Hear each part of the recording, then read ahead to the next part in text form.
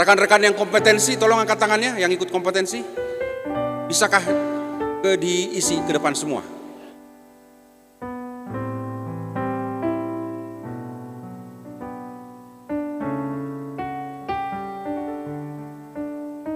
Dari bangku kedua setelah sofa, langsung ke depan.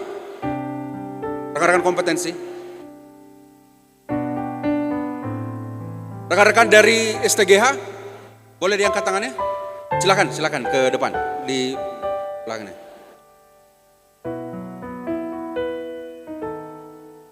Baris kedua langsung diisi, setelah sofa. 7 lo dong, 7 lo. Oh iya, betul.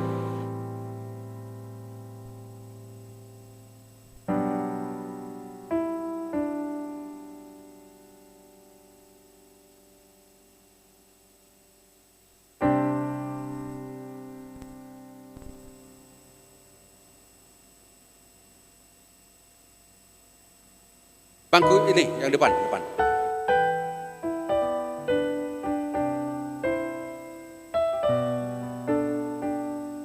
Tolong diisi yang di belakang Amang Sejen dan Amang Kadip persis diisi.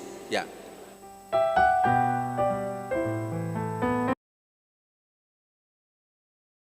Tahukah kamu, rumah sakit yang hari ini kita kenal sebagai bagian dari sejarah pelayanan HKBP ternyata pernah melewati satu perjalanan panjang, bahkan sempat diambil alih oleh pemerintah. Lalu, bagaimana akhirnya aset-aset kesehatan itu kembali kepada HKBP?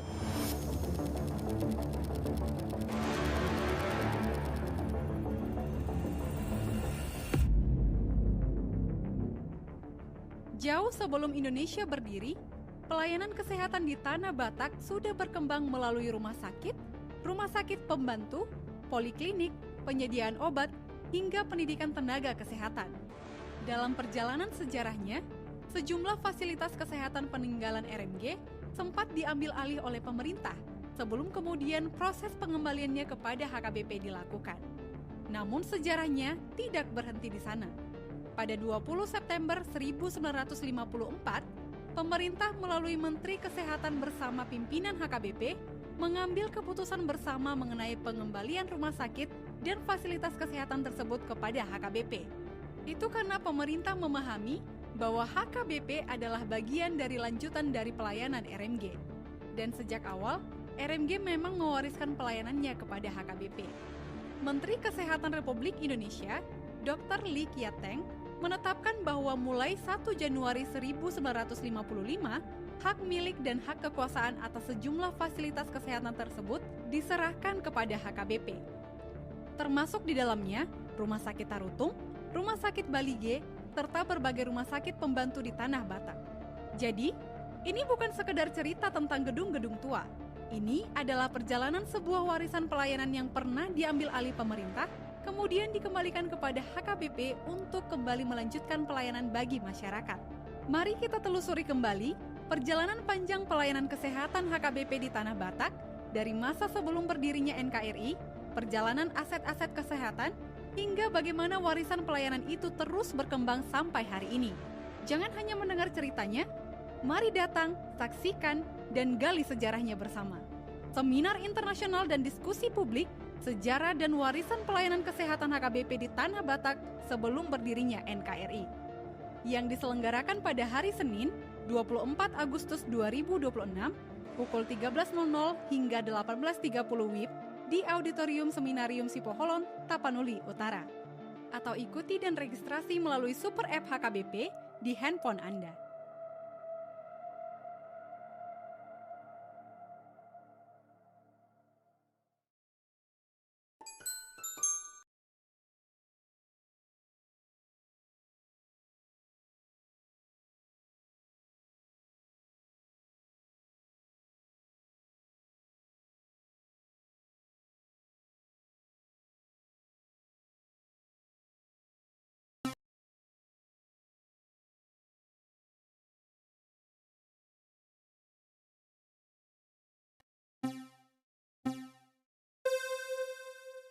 Inilah Super App HKBP. Sekarang, semua kebutuhan rohanimu ada dalam satu aplikasi. Inilah Super App HKBP, solusi digital untuk jemaat masa kini. Akses Alkitab, Almanak, buku ND, dan Kidung Jemaat, kapan saja dan di mana saja. Mau bertumbuh? Nikmati pengajaran rohani, ikuti event gereja, dan temukan gereja terdekat di sekitarmu dengan mudah. Dengan fitur absensi, donasi, hingga HKBP TV, kamu bisa tetap terhubung, memberi, dan melayani kapan saja dan di mana saja. Satu aplikasi untuk mempererat iman, pelayanan, serta kebersamaan. Super App HKBP, jadilah bagian dari gerakan pelayanan digital HKBP. Segera download di Play Store dan App Store di handphone Anda.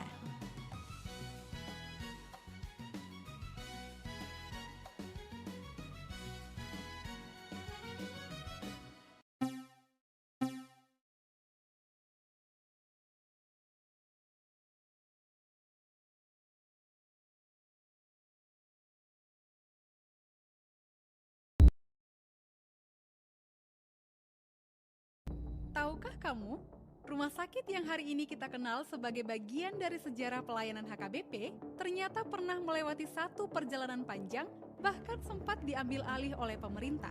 Lalu, bagaimana akhirnya aset-aset kesehatan itu kembali kepada HKBP?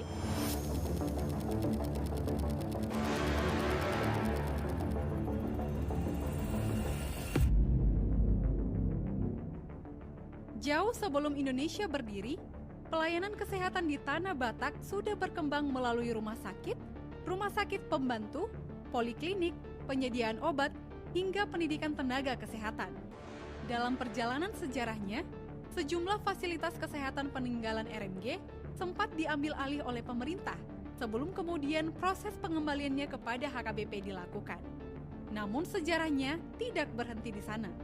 Pada 20 September 1954, pemerintah melalui Menteri Kesehatan bersama pimpinan HKBP mengambil keputusan bersama mengenai pengembalian rumah sakit dan fasilitas kesehatan tersebut kepada HKBP. Itu karena pemerintah memahami bahwa HKBP adalah bagian dari lanjutan dari pelayanan RMG. Dan sejak awal, RMG memang mewariskan pelayanannya kepada HKBP. Menteri Kesehatan Republik Indonesia, Dr. Lee Kiat-Teng, menetapkan bahwa mulai 1 Januari 1955, hak milik dan hak kekuasaan atas sejumlah fasilitas kesehatan tersebut diserahkan kepada HKBP. Termasuk di dalamnya Rumah Sakit Tarutung, Rumah Sakit Balige, serta berbagai rumah sakit pembantu di Tanah Batak. Jadi, ini bukan sekedar cerita tentang gedung-gedung tua. Ini adalah perjalanan sebuah warisan pelayanan yang pernah diambil alih pemerintah, kemudian dikembalikan kepada HKBP untuk kembali melanjutkan pelayanan bagi masyarakat. Mari kita telusuri kembali perjalanan panjang pelayanan kesehatan HKBP di Tanah Batak dari masa sebelum berdirinya NKRI. Dan hanya mendengar ceritanya, mari datang, saksikan, dan gali sejarahnya bersama. Seminar internasional dan diskusi publik, sejarah dan waris 0 hingga 1830 WIB di Auditorium Seminarium Sipoholon, Tapanuli Utara. Atau ikuti dan registrasi melalui Super App HKBP phone Anda.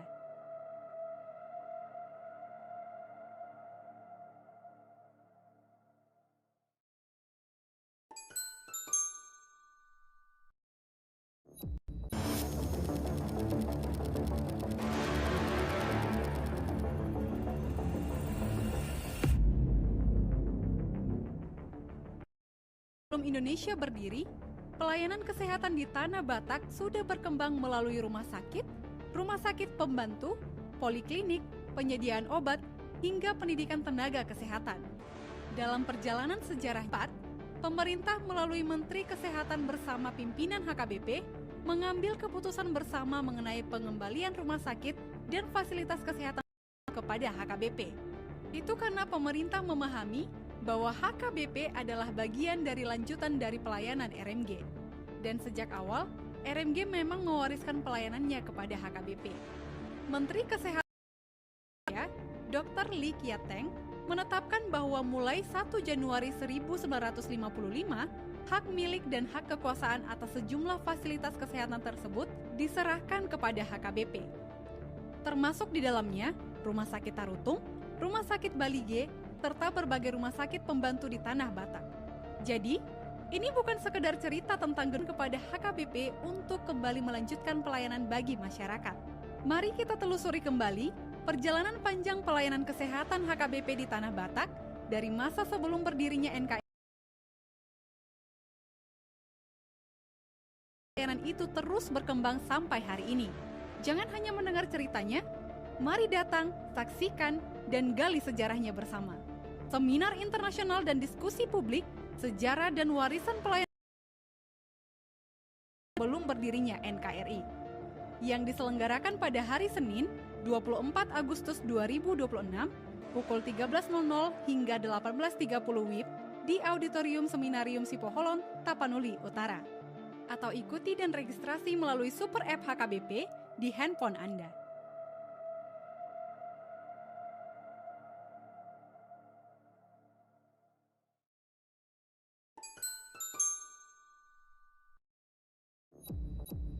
Tahukah kamu, rumah sakit yang hari ini kita kenal sebagai bagian dari sejarah pelayanan HKBP ternyata pernah melewati satu perjalanan panjang, bahkan sempat diambil alih oleh pemerintah. Lalu, bagaimana akhirnya aset-aset kesehatan itu kembali kepada HKBP?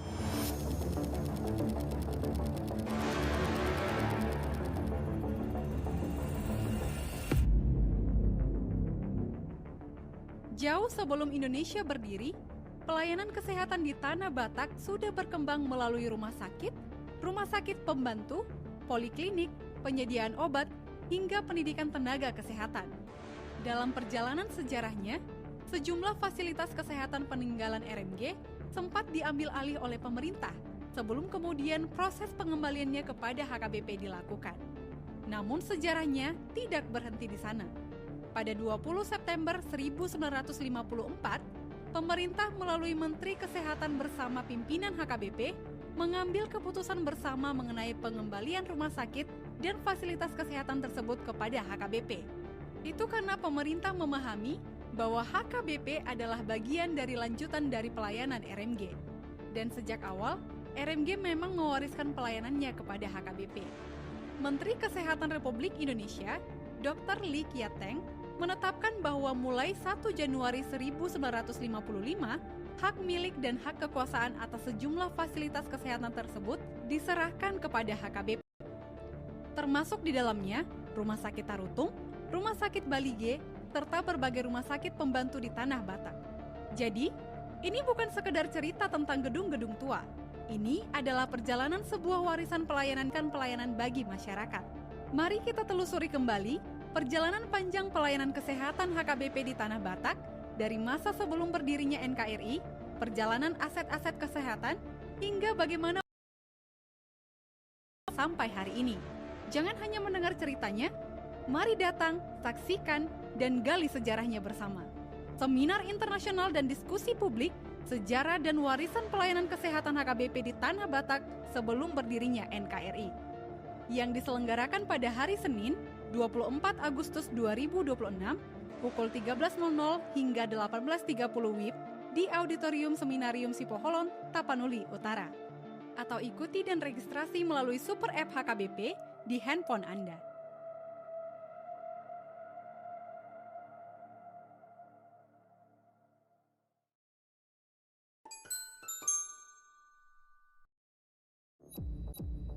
Tahukah kamu, rumah sakit yang hari ini kita kenal sebagai bagian dari sejarah pelayanan HKBP ternyata pernah melewati satu perjalanan panjang, bahkan sempat diambil alih oleh pemerintah.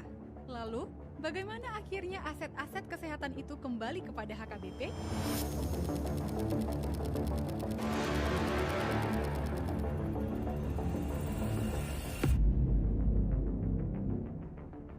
Jauh sebelum Indonesia berdiri, pelayanan kesehatan di Tanah Batak sudah berkembang melalui rumah sakit pembantu, poliklinik, penyediaan obat, hingga pendidikan tenaga kesehatan.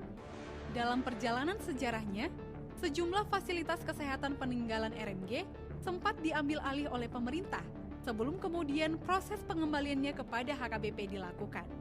Namun sejarahnya tidak berhenti di sana. Pada 20 September 1954, pemerintah melalui Menteri Kesehatan bersama pimpinan HKBP mengambil keputusan bersama mengenai pengembalian rumah sakit dan fasilitas kesehatan tersebut kepada HKBP. Itu karena pemerintah memahami bahwa HKBP adalah bagian dari lanjutan dari pelayanan RMG. Dan sejak awal, RMG memang mewariskan pelayanannya kepada HKBP. Menteri Kesehatan Republik Indonesia, Dr. Lee Kiateng, menetapkan bahwa mulai 1 Januari 1955, hak milik dan hak kekuasaan atas sejumlah fasilitas kesehatan tersebut diserahkan kepada HKBP. Termasuk di dalamnya Rumah Sakit Tarutung, Rumah Sakit Balige, serta berbagai rumah sakit pembantu di Tanah Batak. Jadi, ini bukan sekedar cerita tentang gedung-gedung tua. Ini adalah perjalanan sebuah warisan pelayanan yang pernah diambil alih pemerintah, kemudian dikembalikan kepada HKBP untuk kembali melanjutkan pelayanan bagi masyarakat.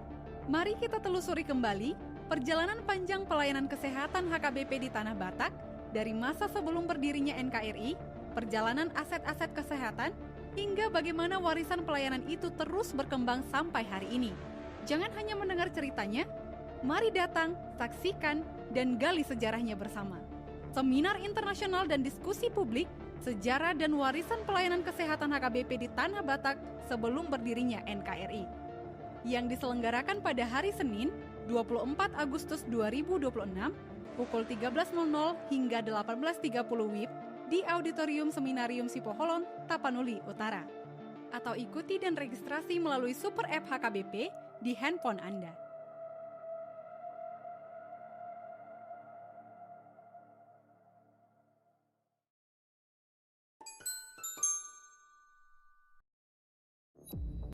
Tahukah kamu, rumah sakit yang hari ini kita kenal sebagai bagian dari sejarah pelayanan HKBP ternyata pernah melewati satu perjalanan panjang, bahkan sempat diambil alih oleh pemerintah. Lalu, bagaimana akhirnya aset-aset kesehatan itu kembali kepada HKBP?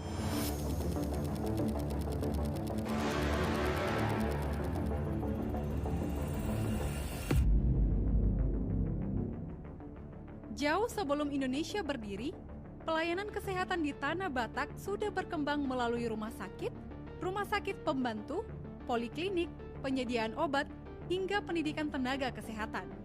Dalam perjalanan sejarahnya, sejumlah fasilitas kesehatan peninggalan RMG sempat diambil alih oleh pemerintah sebelum kemudian proses pengembaliannya kepada HKBP dilakukan. Namun sejarahnya tidak berhenti di sana. Pada 20 September 1954, pemerintah melalui Menteri Kesehatan bersama pimpinan HKBP mengambil keputusan bersama mengenai pengembalian rumah sakit dan fasilitas kesehatan tersebut kepada HKBP. Itu karena pemerintah memahami bahwa HKBP adalah bagian dari lanjutan dari pelayanan RMG. Dan sejak awal, RMG memang mewariskan pelayanannya kepada HKBP. Menteri Kesehatan Republik Indonesia, Dr. Lee Kiateng, menetapkan bahwa mulai 1 Januari 1955, hak milik dan hak kekuasaan atas sejumlah fasilitas kesehatan tersebut diserahkan kepada HKBP. Termasuk di dalamnya Rumah Sakit Tarutung, Rumah Sakit Balige, serta berbagai rumah sakit pembantu di Tanah Batak. Jadi, ini bukan sekedar cerita tentang gedung-gedung tua. Ini adalah perjalanan sebuah warisan pelayanan yang pernah diambil alih pemerintah, kemudian dikembalikan kepada HKBP untuk kembali melanjutkan pelayanan bagi masyarakat. Mari kita telusuri kembali perjalanan panjang pelayanan kesehatan HKBP di Tanah Batak dari masa sebelum berdirinya NKRI, perjalanan aset-aset kesehatan, hingga bagaimana warisan pelayanan itu terus berkembang sampai hari ini. Jangan hanya mendengar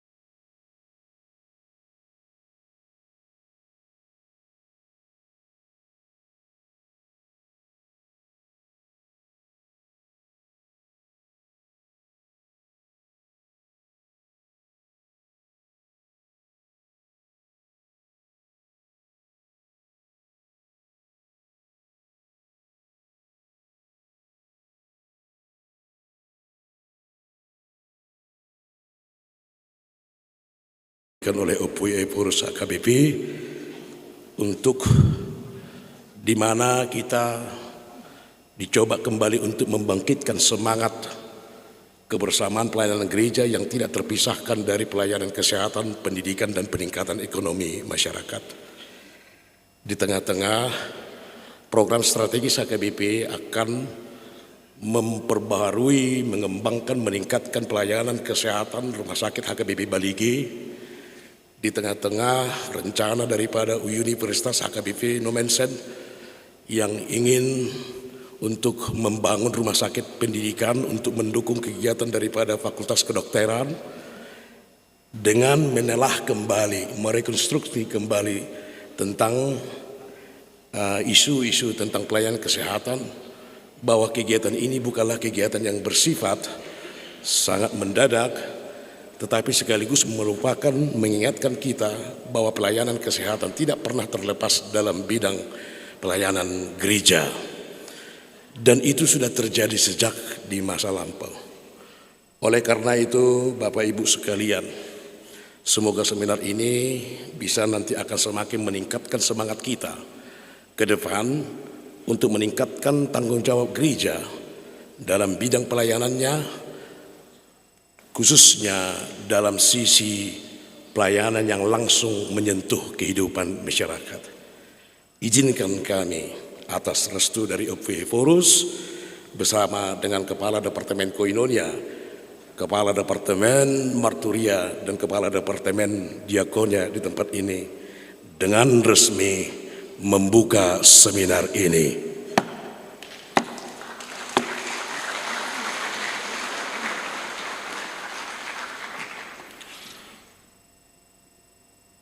Terima kasih kepada Bapak Sekretaris Jenderal HKBP yang mewakili pimpinan HKBP menyampaikan orientasi dan pembukaan resmi seminar kita. Sekali lagi Bapak Ibu, kita berikan tepuk tangan untuk Bapak Sekjen.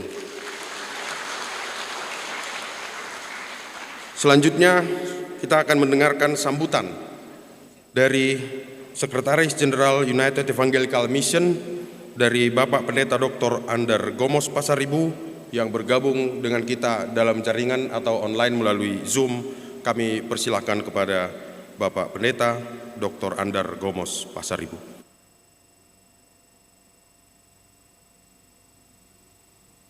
Ya, terima kasih. Apakah bisa didengar oleh seluruh peserta yang berkumpul di Seminarium Sipoholon dan online? Terdengar, Pak Ditalami. Terdengar, oke. Ya. Terdengar, Amang. Yuk. Yang saya hormati OPW Forus HKBP, Pendeta Dr. Victor Tinambunan, Sekretaris Jenderal HKBP, Pendeta Rikson Hutahayan, Kepala Departemen Koinonia, Pendeta Dr. Dional Sinaga, Kepala Departemen Marturia, Pendeta Bernard Manik, dan Kepala Departemen Diakonia, Pendeta Eldarton Simbolon, Kabalitbang HKBP, Pendeta Riki Pramono, serta seluruh staf, para narasumber, para pelayan gereja, serta seluruh peserta seminar yang saya kasihi. Saya diberi waktu 15 menit, dan semoga saya bisa mempergunakan waktu ini dengan seefisien mungkin. Horas, salam sejahtera dalam kasih Tuhan kita Yesus Kristus. Pertama-tama atas nama United Evangelical Mission UEM, saya menyampaikan penghargaan dan terima kasih yang tulus-tulusnya terselenggaranya seminar internasional dan diskusi publik mengenai sejarah dan warisan pelayanan kesehatan HKBP di Tanah Batak sebelum berdirinya NKRI. Secara khusus saya tentu menyampaikan terima kasih kepada OPW Forus, kepada seluruh pimpinan HKBP, dan kepada Balitbang, seluruh pelayan dan rekan-rekan yang bekerja keras di belakang layar untuk mempersiapkan seminar ini. Kehadiran begitu banyak para pemikir, teolog, dan pemerhati sejarah HKBP menunjukkan bahwa pembicaraan mengenai sejarah bukanlah sekedar nostalgia terhadap masa lalu. Sejarah adalah bagian dari identitas gereja, dan pemahaman terhadap sejarah dapat menolong gereja menentukan arah pelayanannya ke masa depan. Dan HKBP adalah salah satu dari 39 gereja anggota UEM dan mempunyai tempat yang sangat penting dalam persekutuan UIM.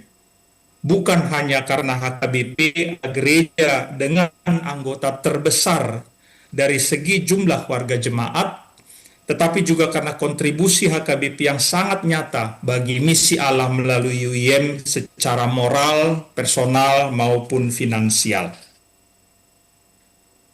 Kepada yang terkasih seluruh peserta seminar, sebagai gereja yang lahir dari karya misi Rheinische Missionsgesellschaft RMG, yang warisan sejarah dan kelembagaannya sekarang menjadi bagian dari UIM, HKBP dan UIM mempunyai perjalanan sejarah yang sangat-sangat erat. Sejak awal keadilan RMG di Tanah Batak, kita dapat melihat setidaknya 3 pilar penting pelayanan misi. Kita sudah tahu semua, pemberitaan Injil, pendidikan, dan pelayanan kesehatan. Sejak awal pekerjaan misi RMG, ketiganya tidak terpisahkan satu dari yang lain.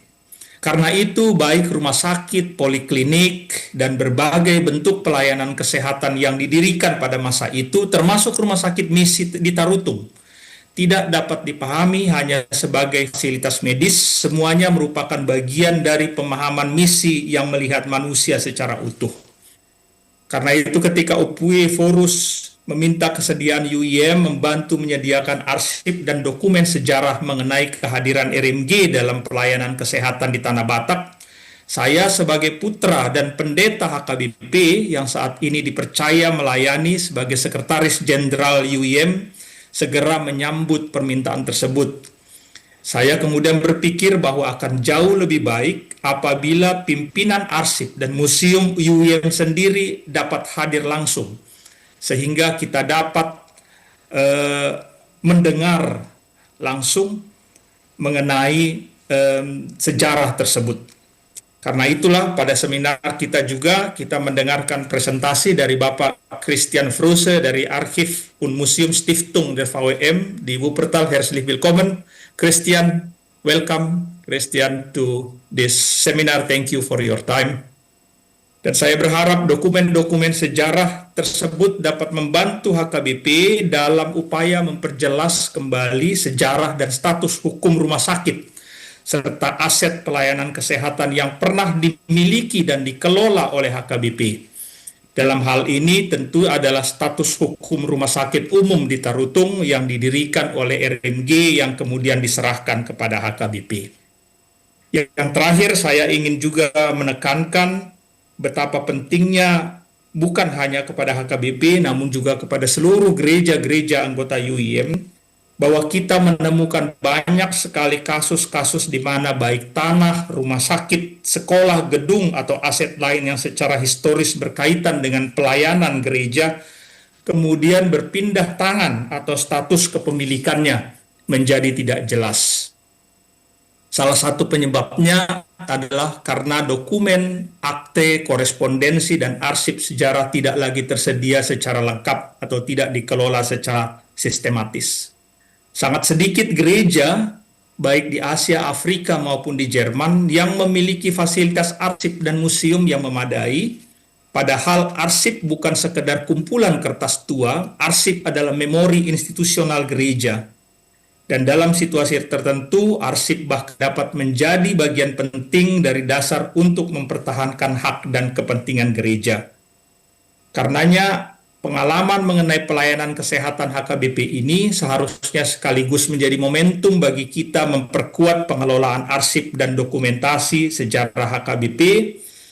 Dan saya juga sudah menyatakan kesediaan pada era digital sekarang pekerjaan ini tentu dikembangkan melalui digitalisasi, katalogisasi, konservasi, serta kerjasama antara arsip HKBP dan arsip UIM di Wuppertal.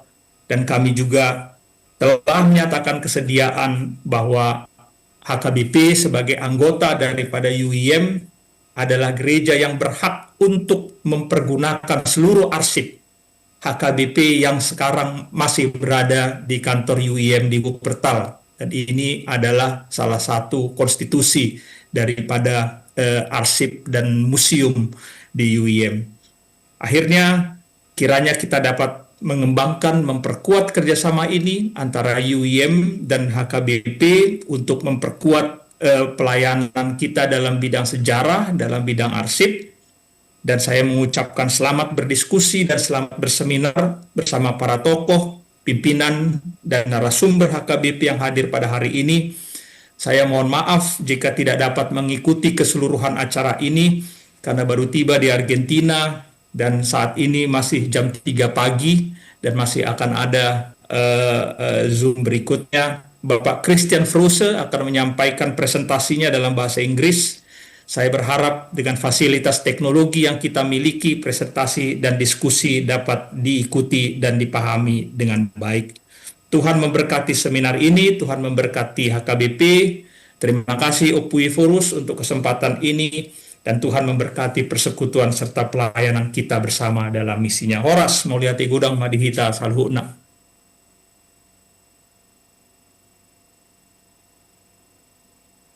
Gomos Pasaribu.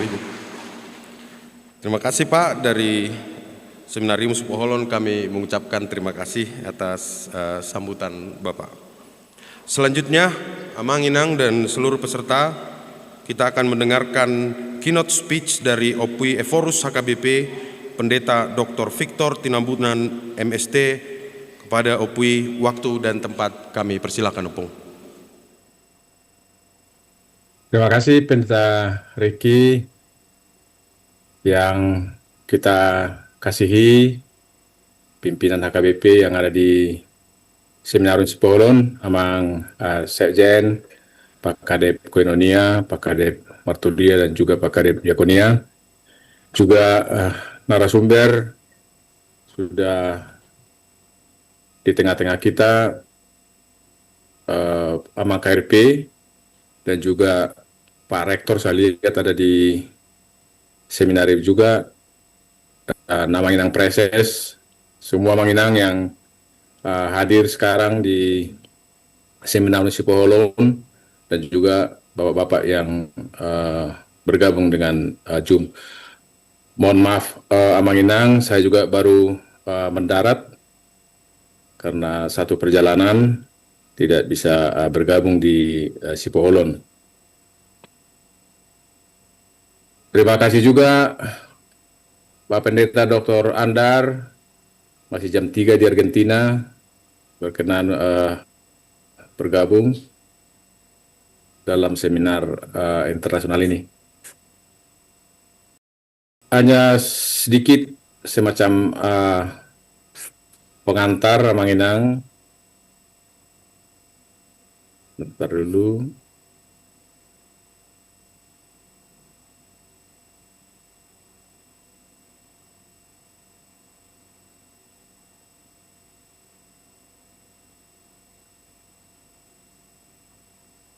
Ya, seperti Dr. Andar sampaikan tadi bahwa sejak awal kehadiran misionaris dari Jerman ke Tanah Batak, mereka itu mengemban apa yang kita sebut dengan misi holistik, memberitakan keselamatan dan kehidupan kekal di sorga, dan juga keselamatan dalam artian kedamaian, kesehatan, kesejahteraan dalam kehidupan real, kehidupan konkret di dunia ini. Dan itu yang juga sebetulnya kita temukan di dalam Alkitab. Dan untuk itulah secara konkret seperti kita tahu bersama sejak awal, bukan belakangan ini, tetapi sejak awal pelayanan konkret dari para misionaris RMG, yaitu mendirikan sekolah, mendirikan klinik dan rumah sakit. Dan sebetulnya itu yang lebih dulu kalau dari sejarah, dan itu yang kita harapkan dari paparan para narasumber nanti. Baru belakangan baptisan terjadi, sesudah pendidikan, sesudah klinik, bahkan ada pelatihan tertentu yang menolong orang-orang Batak untuk bisa hidup lebih sejahtera. Nah, karena salah satu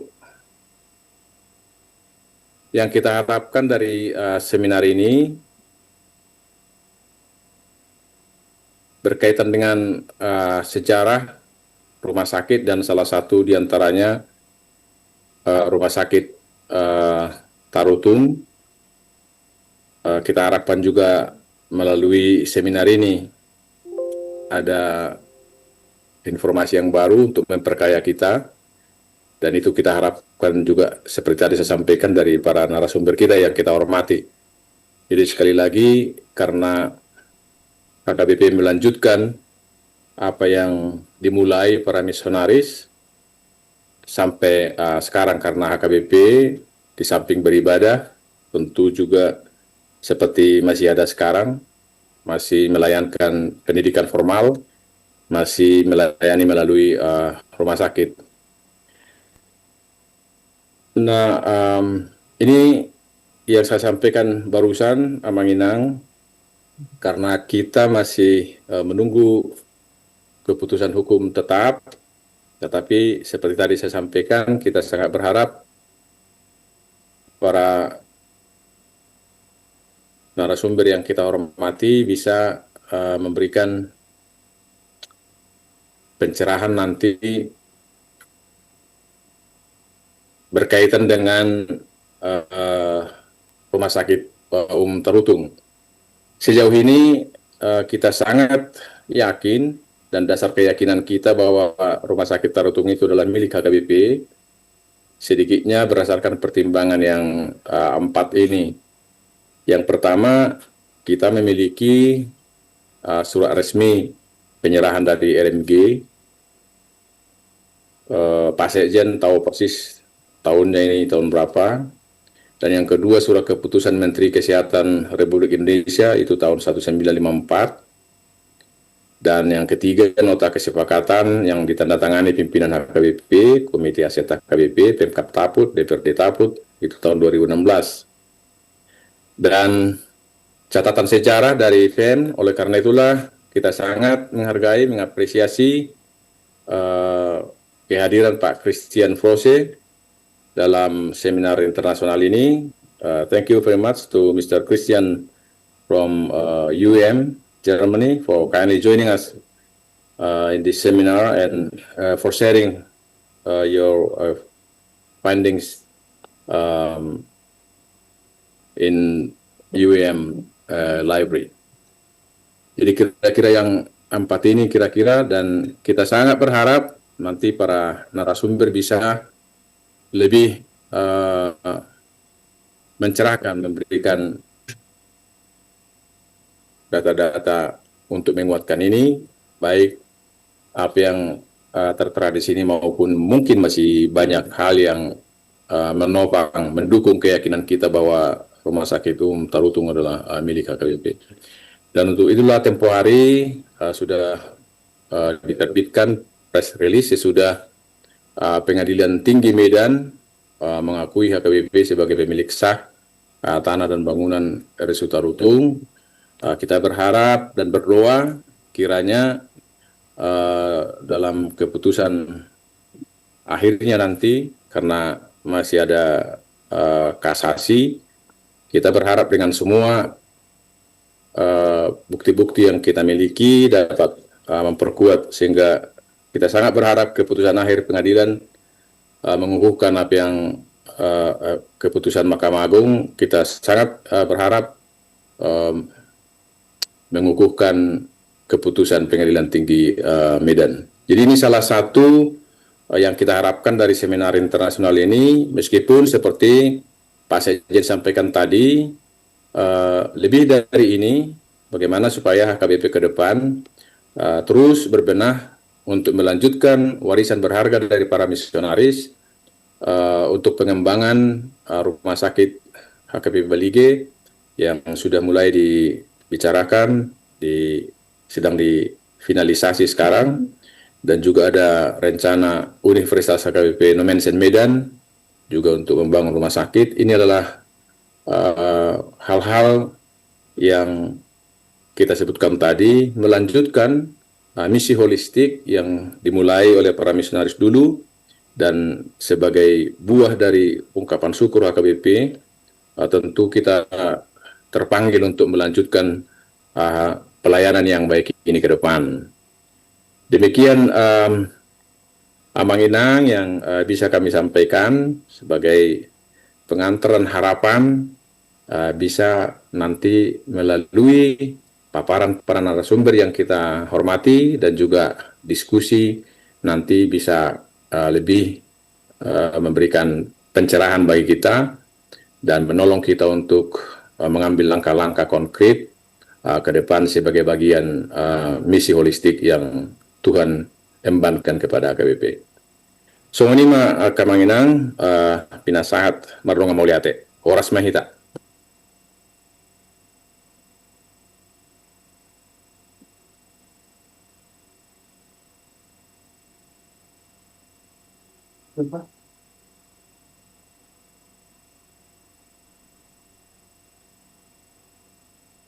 Selanjutnya kita akan memasuki penyampaian materi-materi dari para narasumber kita. Yang pertama dari Christian Frose, pimpinan Arschiv und Museum Stiftung der VUIM, yang judulnya nanti Exploring Primary Sources and Archival Materials on HKBP Healthcare in the Bataklands, the Written Archives of the Archives and Museum Foundation of the UIM.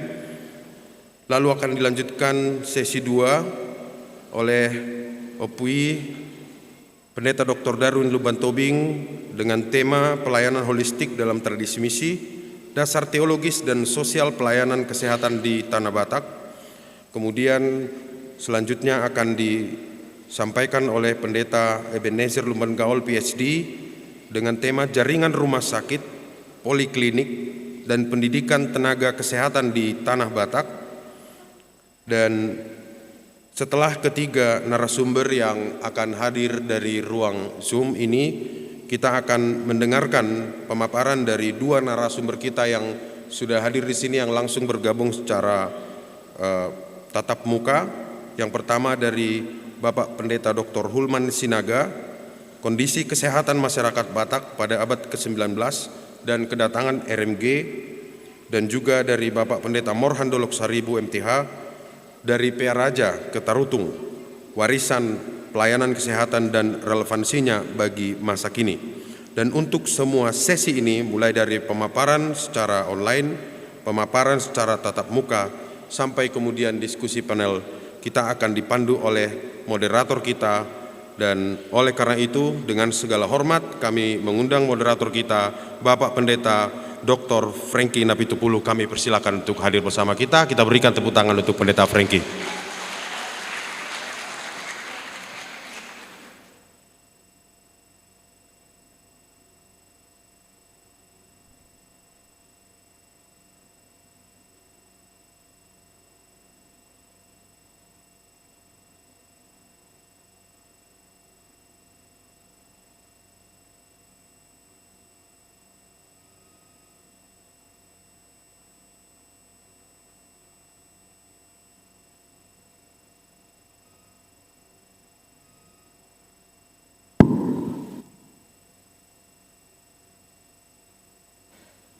Kepala Litbang HKBP Pendeta Riki Pramono Hasibuan. Horas, bersemangat, Horas. Salam sejahtera bagi kita semua yang kami hormati, OPUI Forus yang hadir lewat Zoom, kemudian Amang Sekretaris Jenderal, Amang Kepala Departemen Koinonia, Amang Kepala Departemen Marturia, dan juga Amang Departemen Diakonia, para pelayan dan seluruh warga jemaat, para undangan dan seluruh peserta seminar dan diskusi publik yang hadir pada saat ini, baik secara langsung di tempat ini dan juga yang hadir melalui aplikasi Zoom. Puji dan syukur kepada Tuhan karena pada siang hari ini kita dapat bersama-sama mengikuti seminar internasional dan diskusi publik dengan topik sejarah dan warisan pelayanan kesehatan HKBP di Tanah Batak sebelum berdirinya RKRI. Bapak Ibu, seluruh peserta seminar yang kami hormati, seminar ini seperti yang kita saksikan hybrid ya, ada di tempat, saya kira ini luar biasa. Kemudian ada juga Zoom dan juga live ya, live streaming di kanal YouTube Huria Kristen Batak Protestan. Secara khusus juga kami menyambut para narasumber panelis yang bergabung dari tempat masing-masing, dan kami juga menyambut dengan hangat para narasumber yang hadir bersama kita secara onsite. Hadir secara online lewat aplikasi Zoom, ada Mr. Christian Froese, pimpinan Archiv und Museumstiftung der FEM, kemudian Opuye Forus Emeritus, Pendeta Dr. Darwin Lumban Tobing, kemudian Amang Pendeta Ebenezer Lumban Gaol, PhD, dari STT HKBP Pematang Siantar. Apakah sudah bergabung? Bisa ditampilkan yang sudah bergabung, tiga-tiganya. Hadir bersama-sama kita di tempat ini, dan dengan hormat kami persilahkan nanti untuk mengambil tempat di depan bersama kami. Narasumber atau panelis, Amang Pendeta Dr. Hulman Sinaga, dosen STT HKBP Pematang Siantar sekaligus Ketua Rapat Pendeta HKBP. Kami persilahkan. Kita beri tepuk tangan. Kemudian Amang Pendeta Morhan Dolok Saribu MTH dari STT HKBP Pematang Siantar. Mari kita beri tepuk tangan yang meriah untuk seluruh narasumber kita yang hadir di tempat ini dan juga yang ada di ruang Zoom.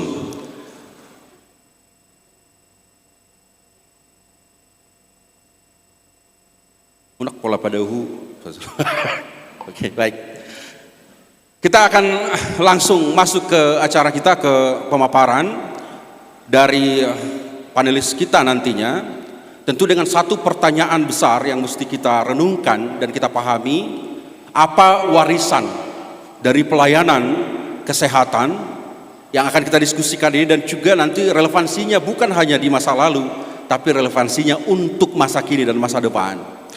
Karena itu saya mengajak kita semua untuk mengikuti setiap sesi demi sesi yang ini adalah bagian yang tidak bisa terpisah.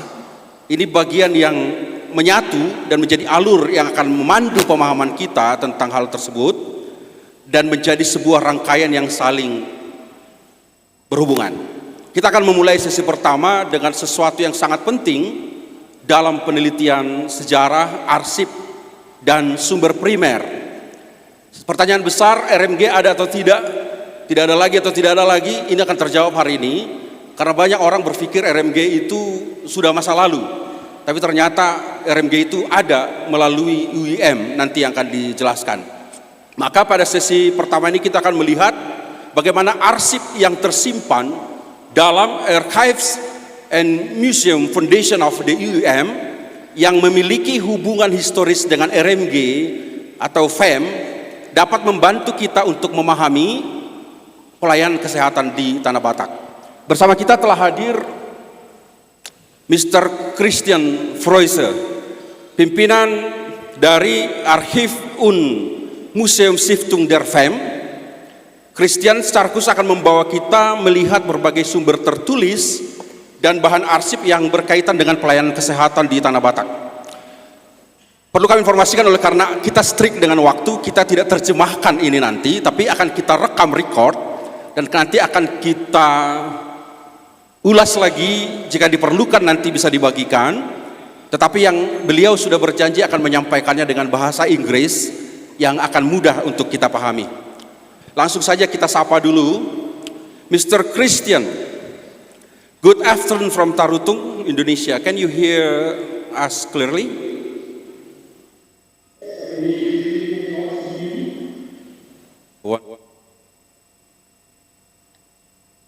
Ready on your side?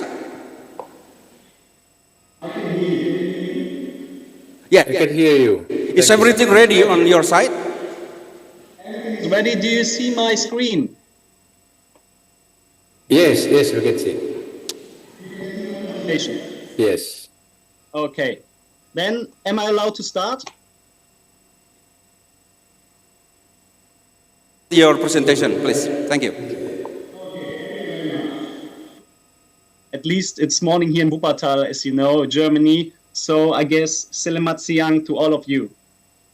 First of all, I would like to thank you very much for the invitation. It's a great pleasure and honor for me. And of course, I would also like to send my warmest greetings from everyone at the UEM in Wuppertal. Please allow me to briefly introduce myself. As you heard, my name is Christian Fröse and I was born and raised in Wuppertal, which perhaps already explains my very close connection to UEM. After finishing school, I studied history and German at the University of Wuppertal, followed by African studies at the University of Vienna. Then I completed 2 master degrees in history and in ancient cultures of the Eastern Mediterranean Sea at the University of Münster. During and after my studies, I worked at the University of Münster before I was given the opportunity to take over the UEM archives. I have now been doing this for 8 years, so today I'm the head of the Archives and Museum Foundation of UEM, and I'm very happy to be doing this because I truly enjoy my job every single day. Now I would like to say a few words about the structure of my presentation. First, we will briefly look at the history and development of UEM. This helps us understand why UEM archives contain such a large number of historical records. Then we will look at the origins of the Archives and Museum Foundation of UEM, as well as its work and collections. The third part, exploring primary sources and archival materials on HKBP healthcare in the Batak lands. The written archives of the Archive and Museums Foundation of the UEM will be the main part of my presentation. Here I would like to show you what kinds of sources our archives can offer for research on today's topic, but also what challenges researchers may face when working with our collections. I will also present 2 examples to illustrate this. So let's get started. So now we are going into the main topic. As I mentioned, what follows is only a brief overview of the history of the UEM. The history of the Rhenish Mission begins with the founding of the Elberfeld Missionary Society in 1799. In 1818, the Barmer Mission Society was founded in Barmen. At that time, Barmen and Elberfeld were 2 different cities before they merged to Wuppertal in 1929. The history of the UEM is based on the union of 2 missionary societies. The Bethel Mission, founded in 1886, merged with the Rhenish Mission in 1971, creating the UEM as we all know for sure. At the top of the slide, you can see the first mission house. The lower picture shows you the new mission house, which was built in 1981 and 1982, and which many of you already know. In 1996, the UEM became more international. Today it is an equal communion of 39 member churches from Africa, Asia and Germany, and also the von Bodelschwingschen Stiftung in Germany. The members support each other with money, people, different projects, and even much more. The UEM has also a holistic understanding of the Christian faith. This is expressed in its 5 pillars: advocacy, diaconia, development, evangelism, and partnership. On the left side on this slide, you see highlighted in yellow the historical mission areas of the Rhenish Mission and the Bethel Mission. The first 4 missionaries were sent to South Africa on June 30 in 1829. The second mission area was established in 1836 on the island of Borneo, which at this time was part of the Dutch colonial empire, as you should know. In 1842, the mission expanded to Southwest Africa, and in 1847, the Rhenish Mission began its work in South China. In 1861, of course, the Rhenish Mission began its work in Sumatra, which will be especially important for the rest of my presentation, for sure. In 1865, just to complete it, the mission expanded to Nias. In 1887, another mission area was established in Kaiser Wilhelmshaven, what is now called Papua New Guinea, and the newest mission area was established in West Papua in 1960. So very briefly, we can say, over a period of more than 130 years, from 1829 to 1960, the Rhenish Mission established mission areas in several parts of Africa and Asia. The war and the forced interruption of mission work in Borneo led the Rhenish Mission to look for a new mission area. The Rhenish Mission decided to stay in the Dutch colonial area. October 7, 1861 is generally seen as the beginning of the Batak Mission, as you all know. Of course, Ludwig Ingmar Nommensen as the apostle of the Batak has to be mentioned here. On the slide, you can see Nommensen's passports from 1864. this is an example of the kind of historical documents what we preserve here in Wuppertal for research. The passport even contains a physical description of Nommensen, including his blonde hair, his blue eyes, and his height of 1.68 meters when he was 46 years old. The connection between the mission in Sumatra and medicine and healthcare from the very beginning is also shown by this quotation of Nommensen on the left side. I would like to read the most important parts for today's topic briefly, because it's just one sentence. Nommensen wrote, "I was also engulfed by the flood of people who were sick or curious." Entschuldigung Sie, Christian. Entschuldigung, we cannot see your share screen. Would you like to share it once more? Yeah, since the beginning we cannot see your screen. They're very helpful for us if you can re-share your screen, please. No worries.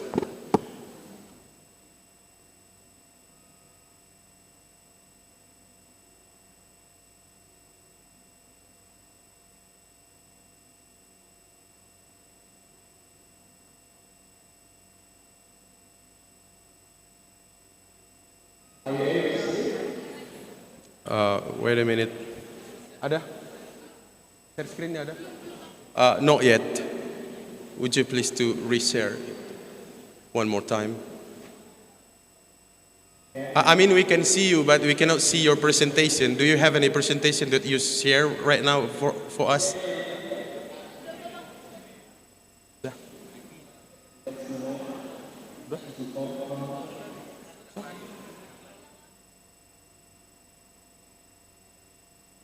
It disappear anymore. Please reshare again. We're very sorry for this. No.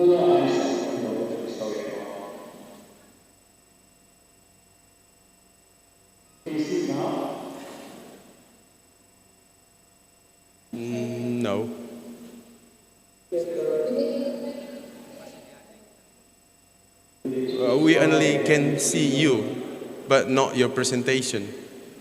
We can see you, but not your presentation.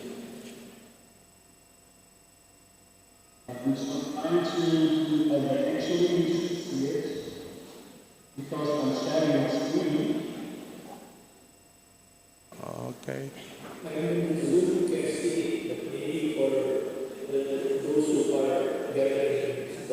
Now we can see, I think. It is written outline. Is it that? Okay. Yes. Sorry. Please. I will go on. This was the slide where you would have been seeing the old missionary house and the newer one downstairs. And I was on this slide, and I will just start again on this slide. Okay. So, as I said, the war forced the war and the forced interruption of mission work in Borneo led to the Rhenish mission to look for a new mission area.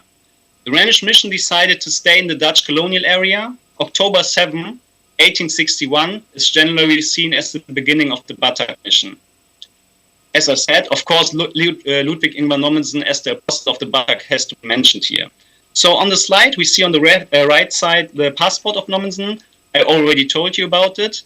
And on the left side, we see a document. And now the connection between the mission area Sumatra and medicine and healthcare from the very beginning is also shown in this quotation from Nommensen. Because Nommensen said, one time, I was also engulfed by the flood of people who were sick or curious well into the night. It seemed as if everybody was sick, for nearly all of them were glad to receive medicine. So medicine was a topic in the early beginning of the mission also. Where can we find documents like these? Historical documents like these brings the Archives and Museums Foundation, which I want to present to you. So,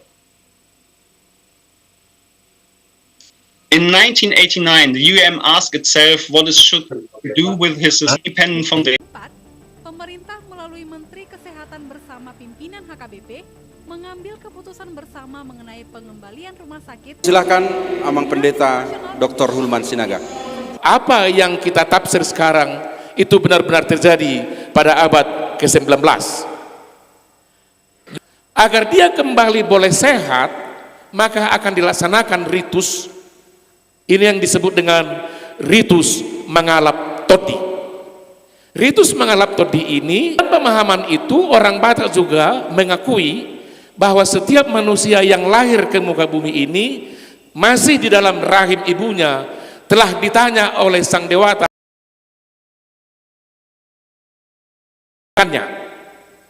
dan oleh sebab itu ini juga salah satu strategi misionaris yang cukup penting untuk dicatat.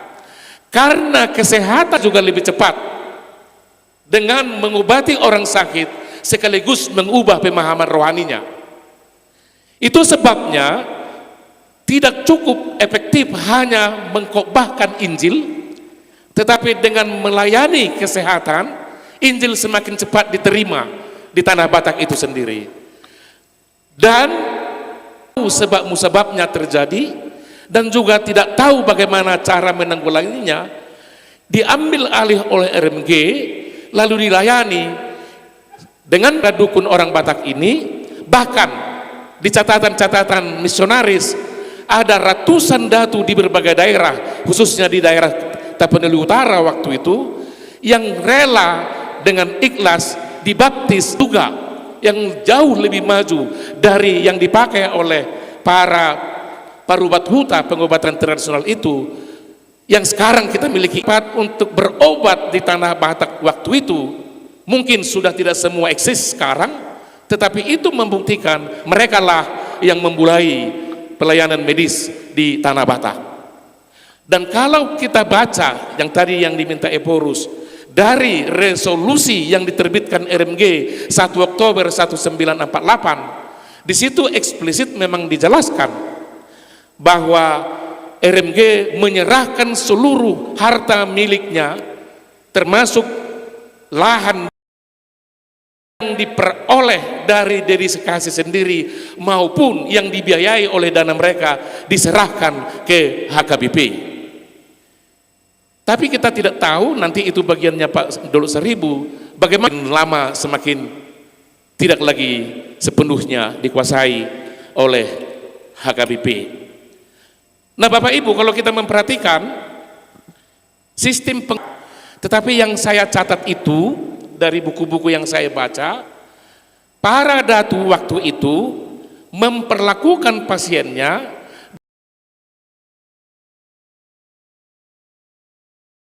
hampir tidak ada yang bersifat ilmiah menurut cara penanganan medis oleh RMG.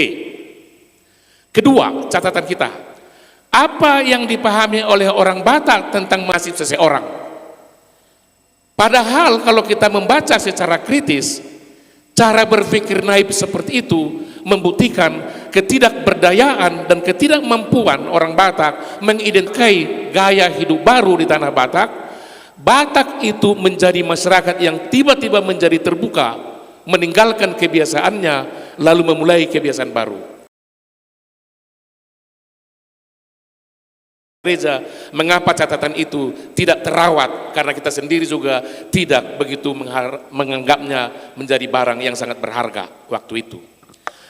Nah dalam kaitan itu Bapak Ibu,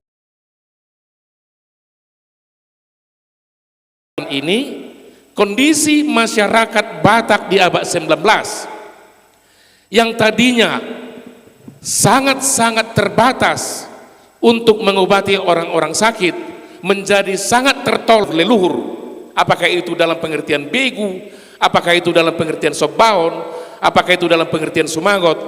Ini terkikis karena pemahaman bahwa semua manusia adalah orang yang sakit di zaman itu, di abad 19, tidak mendapat perhatian dari pihak yang seharusnya oleh RMG. Nah jika demikian, penelitian kita sekarang mau memastikan bahwa sejak awal kekristenan hari sosial, khususnya tentang kesehatan dan juga pendidikan, menjadi berjalan seiring dan bersama-sama. Inilah yang boleh saya sampaikan. Materi itu hanyalah bahan pengantar yang belum bisa dikutip. Terima kasih Pak Moderator. Baik, terima kasih Yang Pendeta Dr. Hulman Sinaga. Kita beri tepuk tangan yang meriah. Kita sudah diberi catatan yang pada abad ke-19 dan kedatangan RMG, utamanya tentang kesehatan, perkembangan jaringan pelayanan kesehatan. Oke. Zoom kita sudah sehat kembali.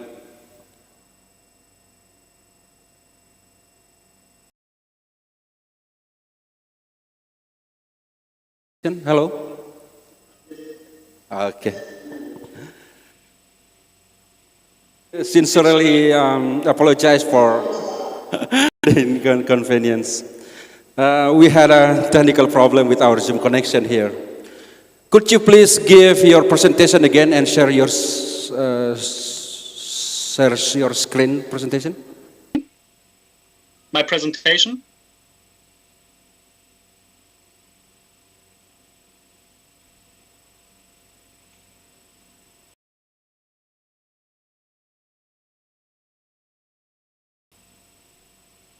Can you see it?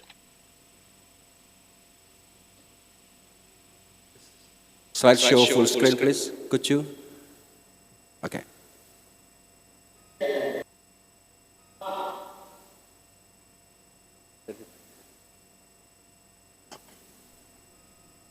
Okay. Okay, please go ahead, Chris. It's full screen in my screen. I hope it's enough for you. So very briefly, I would like to explain how a visit to the archive in advance, so some weeks before you want an appointment, and it would be great. If you already have done some research on our finding aids, so what you know what, just have to fill out an application for the use, and then you can start already. After that, your actual work in the archives will begin. And of course, we are happy to have researchers come to Wuppertal and work with the material finding aids. Why are they so important? Because they give an overview of all the files which are organized by region, persons, years, and so on. For most files, we provide a brief just to make good selections of files in advance.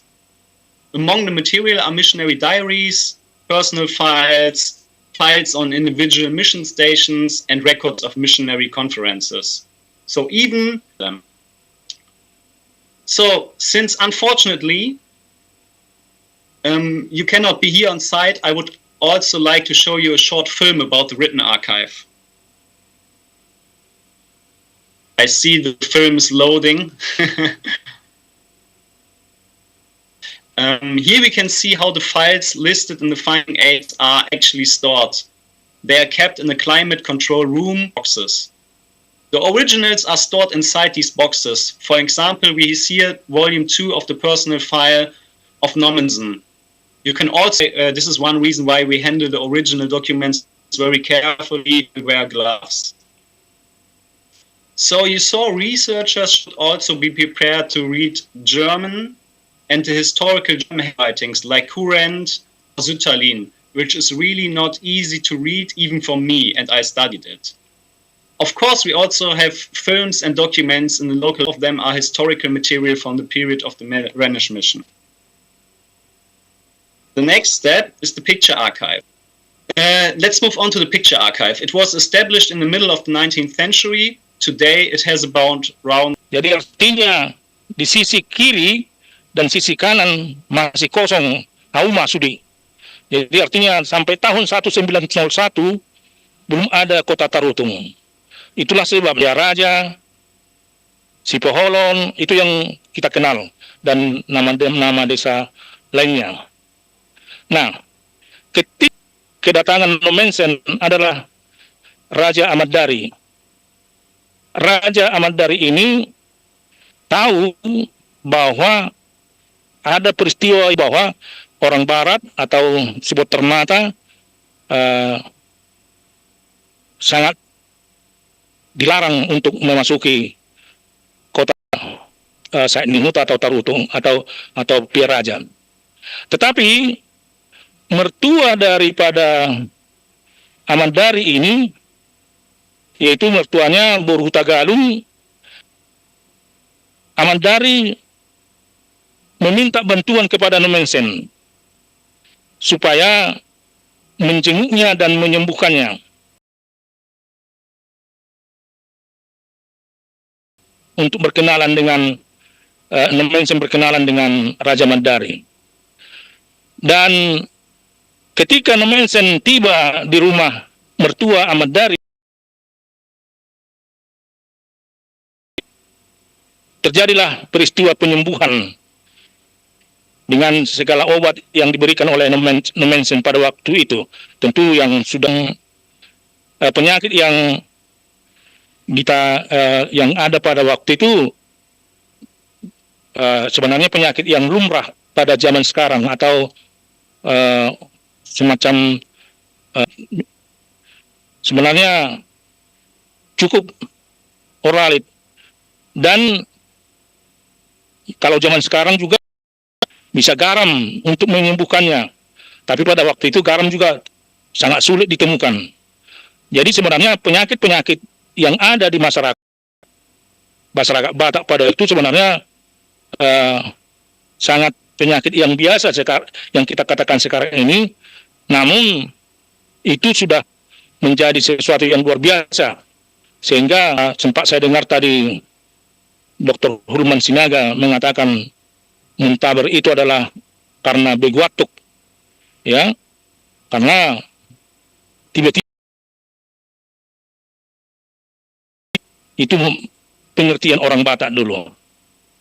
Nah, setelah penyembuhan itu terjadi, mertua Amandari ini disembuhkan, akhirnya Nomensen memperoleh dari Raja Mandari, dan Raja Mandari sendiri memberikan jaminan agar Sopo miliknya tinggal di Sopo Amandari pada waktu itu. Nah, kemudian bahkan anaknya juga diberi untuk menjaga Nomensen secara pribadi, yang namanya Mela. Jadi pada waktu itu lalu namanya diganti menjadi Jakobus. Kalau dalam sejarah penginjalan Batak masih ada, saya kira, yang kita kenal Raja Jakobus Lumban Tobing. Setelah mendapat perlindungan dari Amandari, lalu ada sepupunya, dongat tubuhnya, ya, dari Said Nihuta juga, lahan, dan kemudian dibangun untuk tempat tinggal Nomensen, dan agak luas rupanya tempatnya itu, sehingga semacam pondok yang dapat menerima banyak orang. Di sanalah berbondong-bondong orang melakukan atau mencari ibadah atau permingguan, pergerejaan. Nah, setelah itu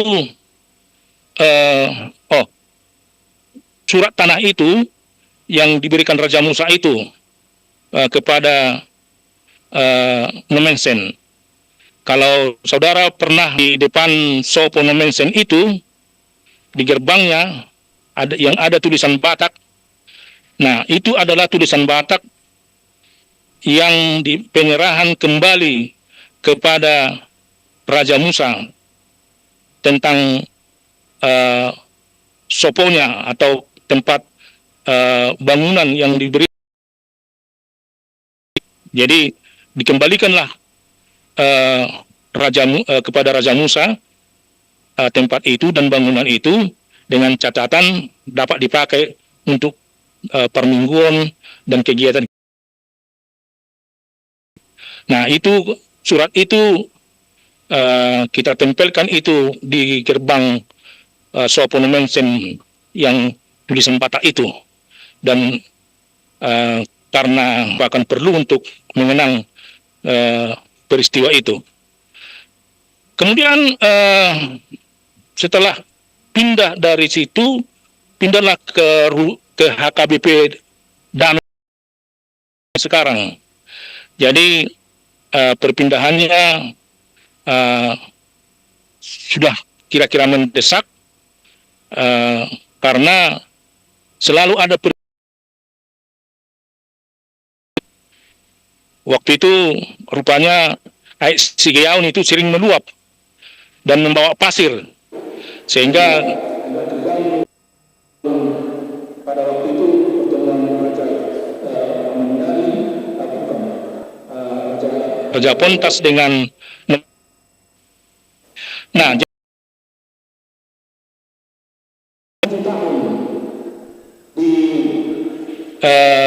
Said Nihuta. Setelah itu Mengensen pergi ke Raja menghubungi Raja Pontas. Dalam pertemuan itu ada percakapan yang sangat baik, dan saya coba cantumkan itu.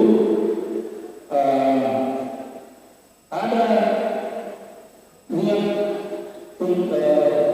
dari Mengensen untuk melakukan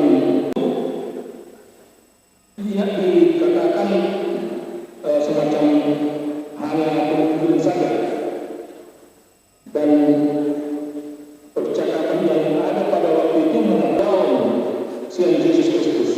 Jadi urutannya pendidikan, kesehatan, dan pendidikan, itulah urutan kepada Raja Pontas pada waktu itu. Jadi Raja Pontas pada waktu itu mengatakan, ini saya baca, alain monologinum di halaman ikon adon menjaga ini natinoni asaunai di pakuti kita mau dari BTN. Jadi artinya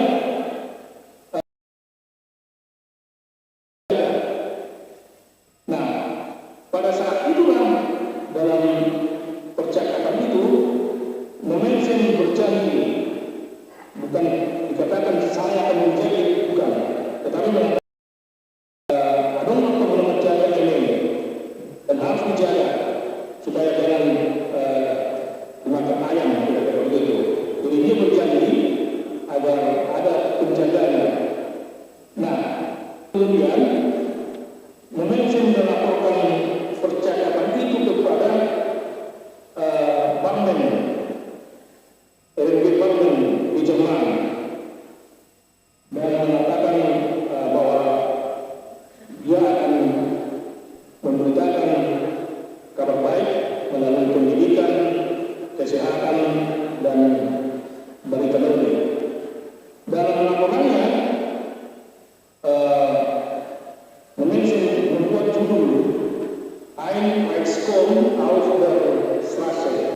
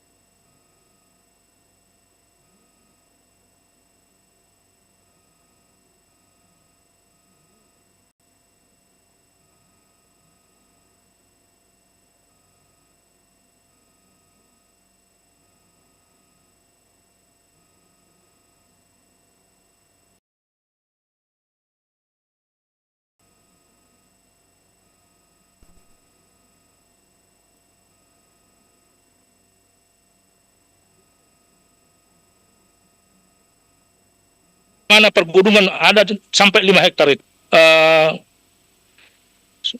Pada suatu tempat sekarang, saya masih ingat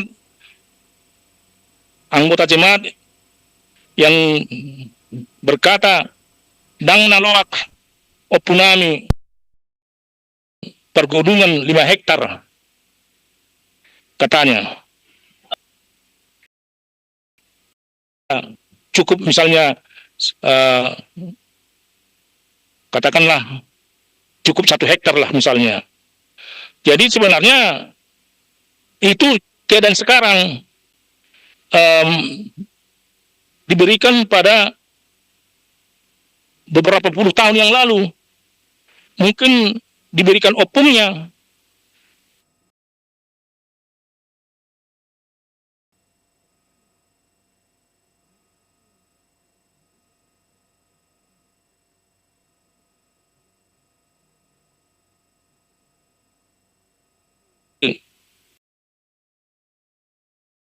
Mengembalikan tanah peparan Siadui katanya kan. Nah ini terjadi di gereja-gereja yang ada di Tapanuli dan sekitarnya, dan banyak sekali, sehingga zaman saya ketika di kemudian hari masih kita temukan misalnya bahwa tempat pendidikan dan sekolah dan pendidikan, rumah sakit dan gereja itu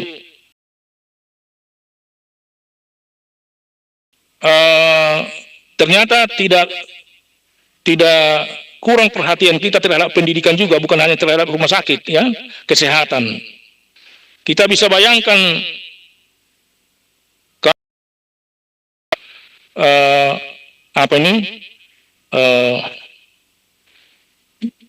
laporan berih Huria yang dari pihak Raja Tarutung yang ditulis oleh Bing ya tentang HKBP pihak Raja Tarutung tahun 192 yang mencatat bahwa perpustakaan di pihak Raja Tarutung itu, saya ingat, saya tahu karena kita sering bertanya, lokasinya kira-kira di samping gereja pihak Raja sekarang. Di situ ada tempat perpustakaan yang begitu luas, sampai mengoleksi 36.328 buku. Bayangkan zaman sekarang, saya kira ini sangat luar biasa ini. Ternyata perpustakaan sekarang juga zaman sekarang ini tidak ditemukan. Jadi perpustakaan HKBP pihak Raja Tarutung sempat mengoleksi buku 36.328. Kalau dia katakan 36.328 ribu bahasa Batak ya, artinya jilid lah, saya katakan buah buku lah itu ya. Nah, artinya yang mau saya catat di sini adalah perhatian terhadap pendidikan tidak begitu kurang, sangat luar biasa. Namun juga demikian juga kepada mengenai rumah sakit. Dan rumah sakit yang kita tahu, ya, itu dibangun di depan gereja pihak Raja sekarang. Pembangunan gereja rumah sakit itu, ya, rumah sakit RMG namanya, RMG Barmen, memang begitu, bukan HKBP. Pada waktu itu, tadi sudah dikatakan bahwa RMG memberikan kepada HKBP ya, atau FEM ya, FEM mengatakan yang beralih dari RMG memberikan kepada HKBP. Jadi rumah sakit itu adalah dibangun di bawah gereja pihak Raja sekarang, kuburan Raja Potas Lumban Tobing kalau kita pernah dari Tarutung. Disitulah rumah sakit itu. Baru kemudian ke yang kita sebut ke kota sekarang ini, walaupun belum kota itu pada waktu kan. Jadi beberapa tahun kemudian,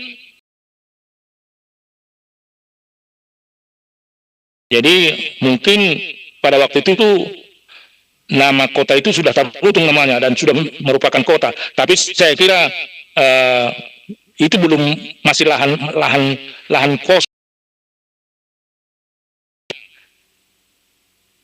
Pada mungkin perlu juga mengakomodir tadi pernyataan daripada Christian tadi itu yang dari FEM, dari perpustakaan FEM. Memang sudah serah terima dari pemerintah kepada HKBP.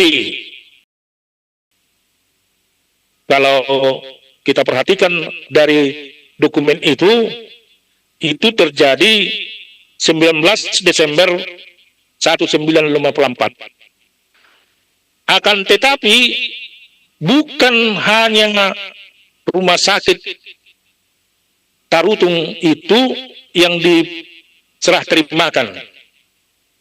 Jadi saya sangat merasa miris sekarang ketika membaca dokumen-dokumen yang ada pada saya. Dalam serah terima itu, ya, dalam buku serah terima itu mengumpulkan misalnya rumah sakit Tarutung, rumah sakit Balige, rumah sakit poliklinik Dolok Sanggul, rupanya ada poliklinik di Dolok Sanggul, dan juga poliklinik di mana nih, di Sipiro. Jadi banyak lagi poliklinik. Jadi semua itu dicantumkan dalam serah terima itu. Jadi jangan hanya perhatian kita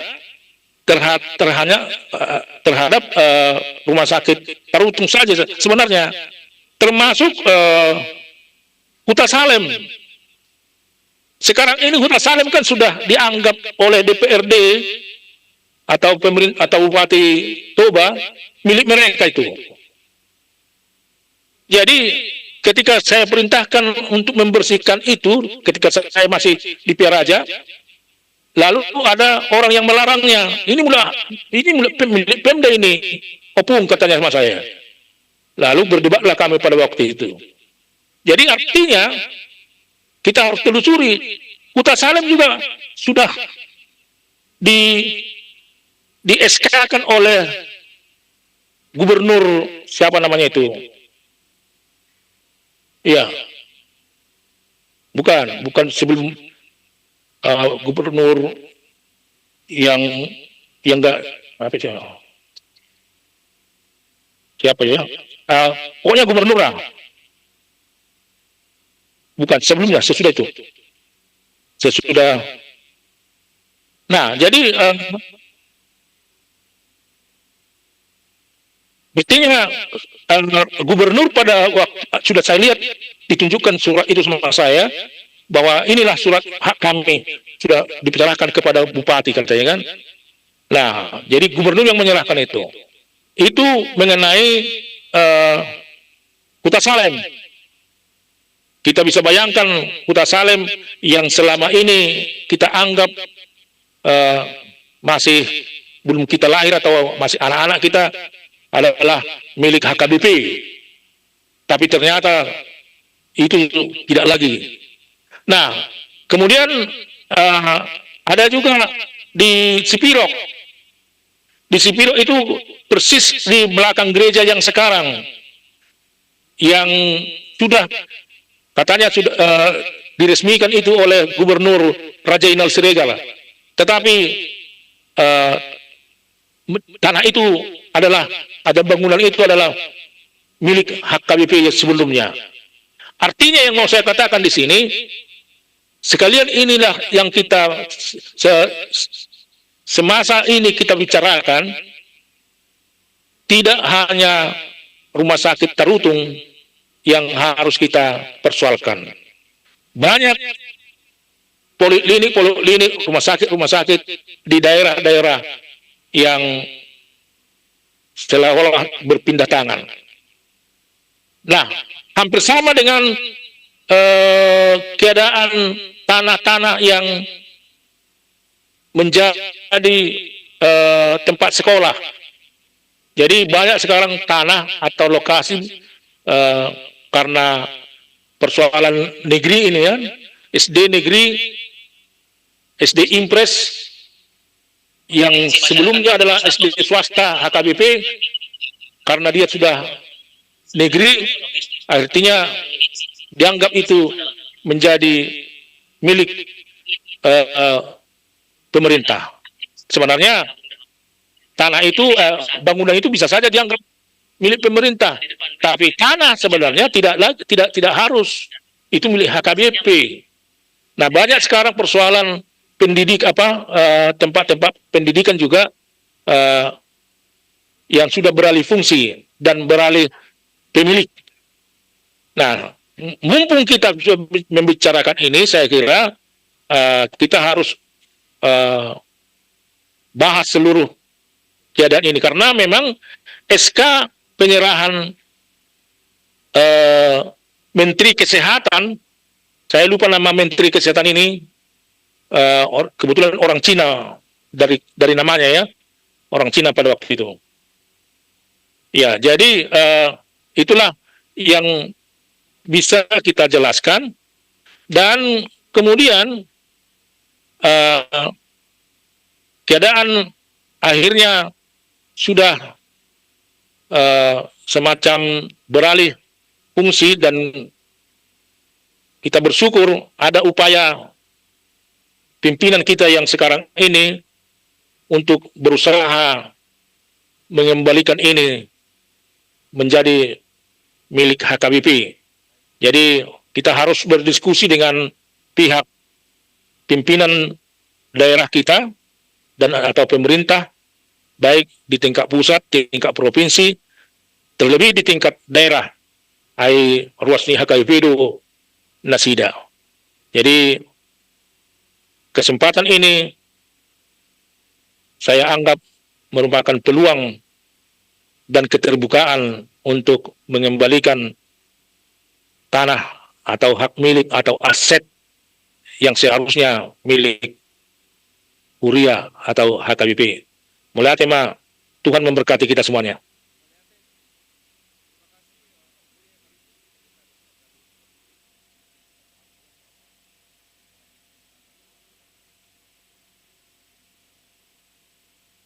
Ideologis dan sosial yang kuat, sampai kepada tadi dijelaskan hingga kenapa itu harus ditanggung-jawabi oleh HKBP, utamanya berdasarkan fakta-fakta sejarah yang telah dituliskan tentang bagaimana HKBP mengelola itu, kepemilikannya dan seterusnya.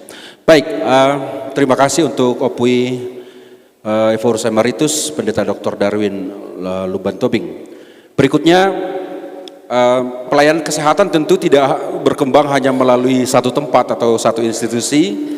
Ada rumah sakit, poliklinik, pusat pelayanan, tenaga kesehatan, pendidikan, serta jaringan yang memungkinkan pelayanan tersebut menjangkau masyarakat. Karena itu pada sesi berikutnya ini, kita akan melihat bagaimana jaringan rumah sakit, poliklinik, dan pendidikan tenaga kesehatan berkembang di Tanah Batak. Bersama kita melalui Zoom telah hadir Pendeta Ebenezer Luban Gaul PhD untuk menyampaikan materi presentasi. Pendeta Ebenezer, kami persilahkan untuk menyampaikan materi. Silakan Bang. Terima kasih Dr. Napitupulu. Selamat sore Bapak Ibu, Upui Polus, Upui Meritus, Amang Sekjen dan Amang Pimpinan, dan Bapak Ibu sekalian. Sesuai dengan tema yang disampaikan kepada saya untuk membahas jaringan rumah sakit di Tanah Batak yang dikelola oleh HKBP, maka apabila tadi Opui Emeritus membahas perkembangan itu dari segi sejarah misi, saya akan mencoba untuk memperkaya pemahaman kita bahwa jaringan pelayanan kesehatan yang sedang kita bahas itu tidak semata-mata soal bagaimana mengobati penyakit, tetapi juga menyangkut perubahan menyeluruh yang dalam hal ini saya sebut sebagai proses transformasi menuju modernisasi sosial. Dan saya memilih 40 tahun atau 4 dasawarsa bakti pelayanan HKBP di jaringan pelayanan itu mulai tahun 1900 sampai 1940. Yang melalui paparan ini, saya mau mengajak kita semua bahwa jaringan pelayanan kesehatan HKBP sepanjang 40 tahun itu adalah salah satu motor utama modernisasi sosial orang Batak di samping pendidikan tentunya, yang mampu menggeser sistem pengobatan tradisional, mampu mengubah cara berpikir orang Batak untuk tidak lagi mempercayai sistem pengobatan yang pra-Kristen untuk berobat di rumah sakit, dan juga modernisasi yang menciptakan mobilitas sosial. Karena melalui rumah sakitlah maka orang-orang Kristen Batak itu bisa memiliki profesi yang baru, baik sebagai mantri, baik sebagai perawat, baik sebagai bidan, bahkan dokter di waktu yang belakangan. Maka saya mengatakan bahwa HKBP adalah pelopor yang membangun kapasitas kelembagaan kesehatan yang kokoh jauh sebelum Indonesia merdeka. Itulah yang akan saya coba jelaskan fakta-fakta historisnya berdasarkan sumber-sumber yang ada sepanjang 40 tahun mulai tahun 1900 sampai 1940. Tetapi sebelum kita masuk kepada jaringan rumah sakit pembantu, poliklinik, serta pendidikan tenaga kesehatan di Tanah Batak, kita harus melihat sejenak ke belakang kenapa sistem kesehatan yang terintegrasi itu memang dibutuhkan pada waktu itu. Berdasarkan sumber-sumber yang saya dapatkan sampai saat ini, sejak kekristenan datang, sebelum rumah sakit di Piaraja itu berdiri, kurang lebih ada 9 jenis penyakit yang boleh dikategorikan sebagai wabah yang memakan banyak korban. Dan itu berulang di satu tempat, misalnya di Silindung. Dan sesudah rumah sakit ada pun, wabah itu masih tetap muncul.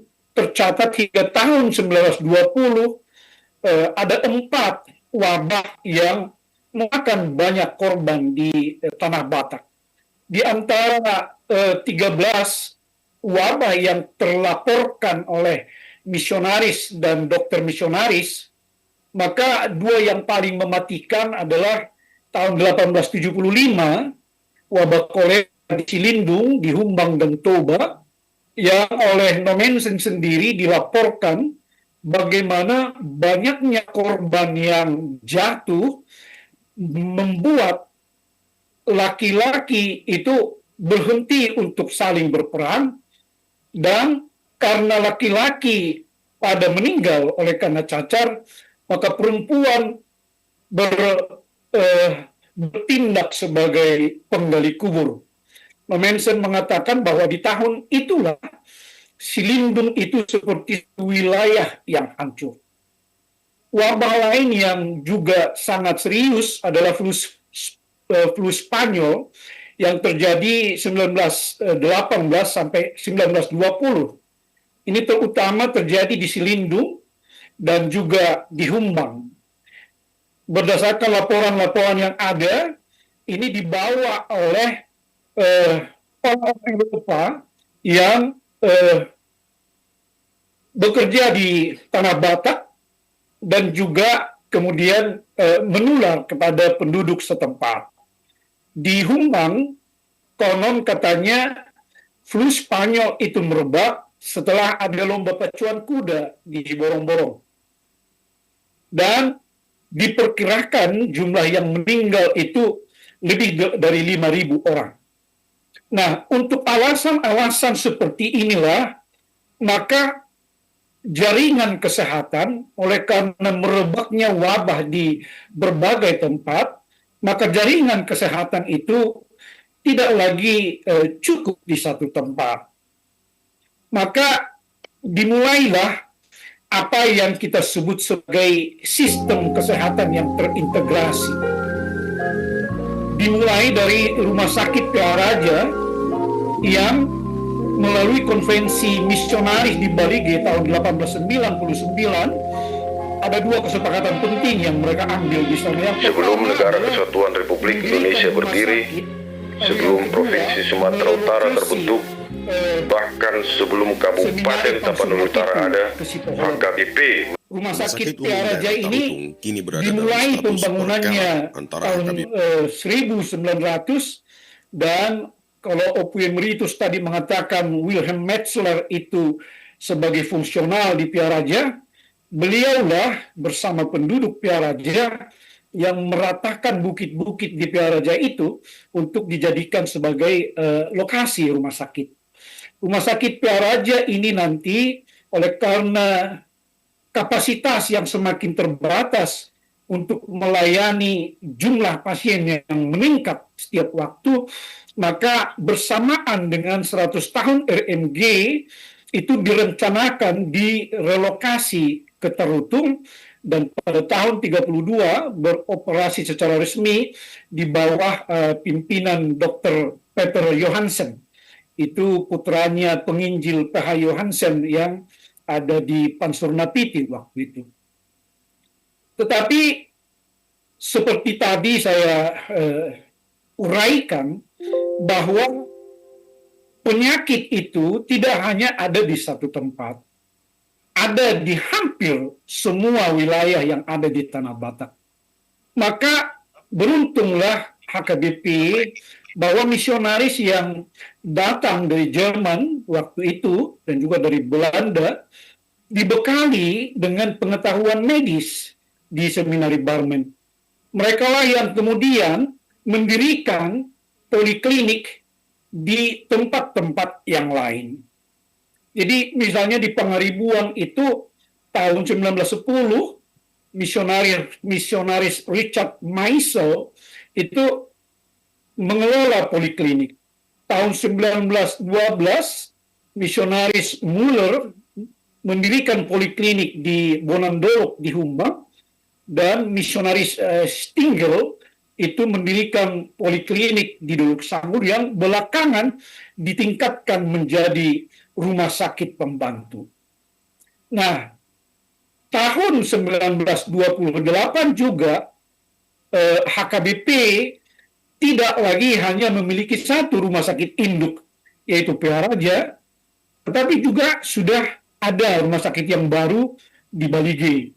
Sehingga jaringan inilah yang membentuk integrasi layanan kesehatan yang memodernisasi kehidupan sosial orang Kristen Batak, bahwa dengan adanya pengobatan modern ini, maka perlahan-lahan orang Batak mulai meninggalkan jasa-jasa datu atau shaman di era pra-Kristen. Persoalan adalah dengan adanya jaringan rumah sakit pembantu, dan poliklinik ini dibutuhkan tenaga-tenaga paramedis untuk membantu dokter dan misionaris yang ada. Disitulah kemudian dipikirkan sejak 1901 untuk melatih orang-orang Batak itu menjadi tenaga paramedis. Jadi dari jaringan inilah kita bisa mengatakan bagaimana masyarakat Batak secara keseluruhan itu mencapai tahap modern melalui pelayanan kesehatan. Karena di sanalah cara berpikirnya diubah dari yang dulu bertanya kepada datu, sekarang memilih untuk bertanya kepada dokter dan memakan obat dari rumah sakit. Sekarang saya mencoba untuk berbagi informasi bagaimana fungsi Rumah Sakit Piaraja ini sebagai simpul utama dari jaringan pelayanan kesehatan itu. Sebenarnya 14 tahun sebelum didirikan, Deputat RMG di Jerman itu sudah mulai membahas pentingnya misi medis di wilayah di mana mereka melayani. Dan itulah yang kemudian mendorong upaya-upaya misionaris untuk mendirikan rumah sakit. Seperti tadi saya katakan bahwa Konferensi Misionaris 1899 itulah yang secara formal memutuskan pendirian Rumah Sakit Piaraja. Dan sejak 1901 itu dilayani oleh Dr. Julius Schreiber, putra dari Albert Schreiber, misionaris yang mendirikan seminari pastorat 1868, dan juga oleh Dr. Johannes Winkler. Ini menantu dari misionaris Metzler yang ada di Piaraja. Sejak awal rumah sakit itu sudah memiliki 12 bangunan, dan di tahun pertama pendiriannya sudah melayani hampir 19.000 pasien. Dan setahun kemudian bertambah menjadi hampir 23.000.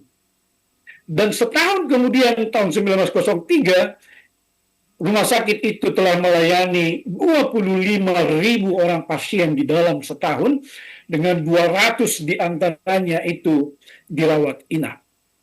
Pertumbuhan ini menunjukkan kesadaran yang baru dan perilaku yang baru yang terjadi di kalangan masyarakat Kristen Batak tentang pentingnya kesehatan diobati melalui metode pengobatan modern.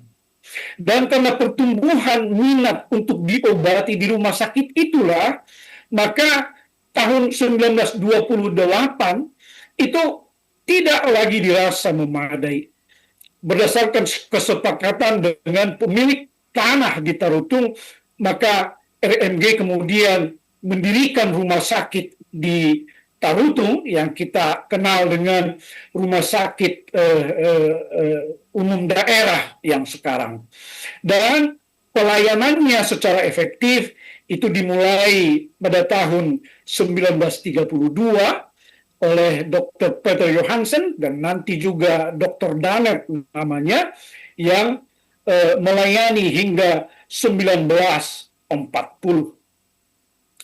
Sebagaimana tadi saya ungkapkan, bahwa jaringan pelayanan kesehatan ini tidaklah mungkin berhasil tanpa peran serta orang Batak di dalamnya. Maka pendidikan para medis atau tenaga kesehatan itu menjadi penting. Walaupun kita harus mengakui bahwa guru-guru yang diajar di seminari Pansurnapi itu misalnya, itu sudah mendapatkan pelajaran ilmu kesehatan, mata pelajaran medisin yang langsung diajarkan oleh Nomensen. Dan beberapa orang di antaranya kemudian dipekerjakan di Piaraja sejak 1901. Jumlah itu kemudian meningkat menjadi 14 orang, dan 1905 itu sudah menjadi 30 orang. Dari sini kita bisa melihat mobilitas sosial yang mengenalkan orang Batak kepada profesi yang baru. Tidak hanya menjadi petani, tetapi juga sudah menjadi pekerja di bidang kesehatan.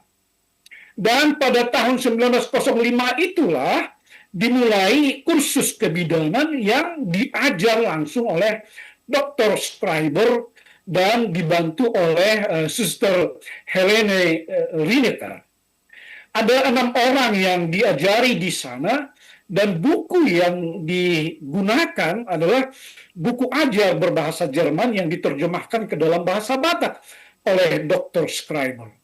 Dan 3 tahun kemudian, lulusan pertama itu ditempatkan di Laguboti dan di Silindung untuk membantu poliklinik yang ada di sana.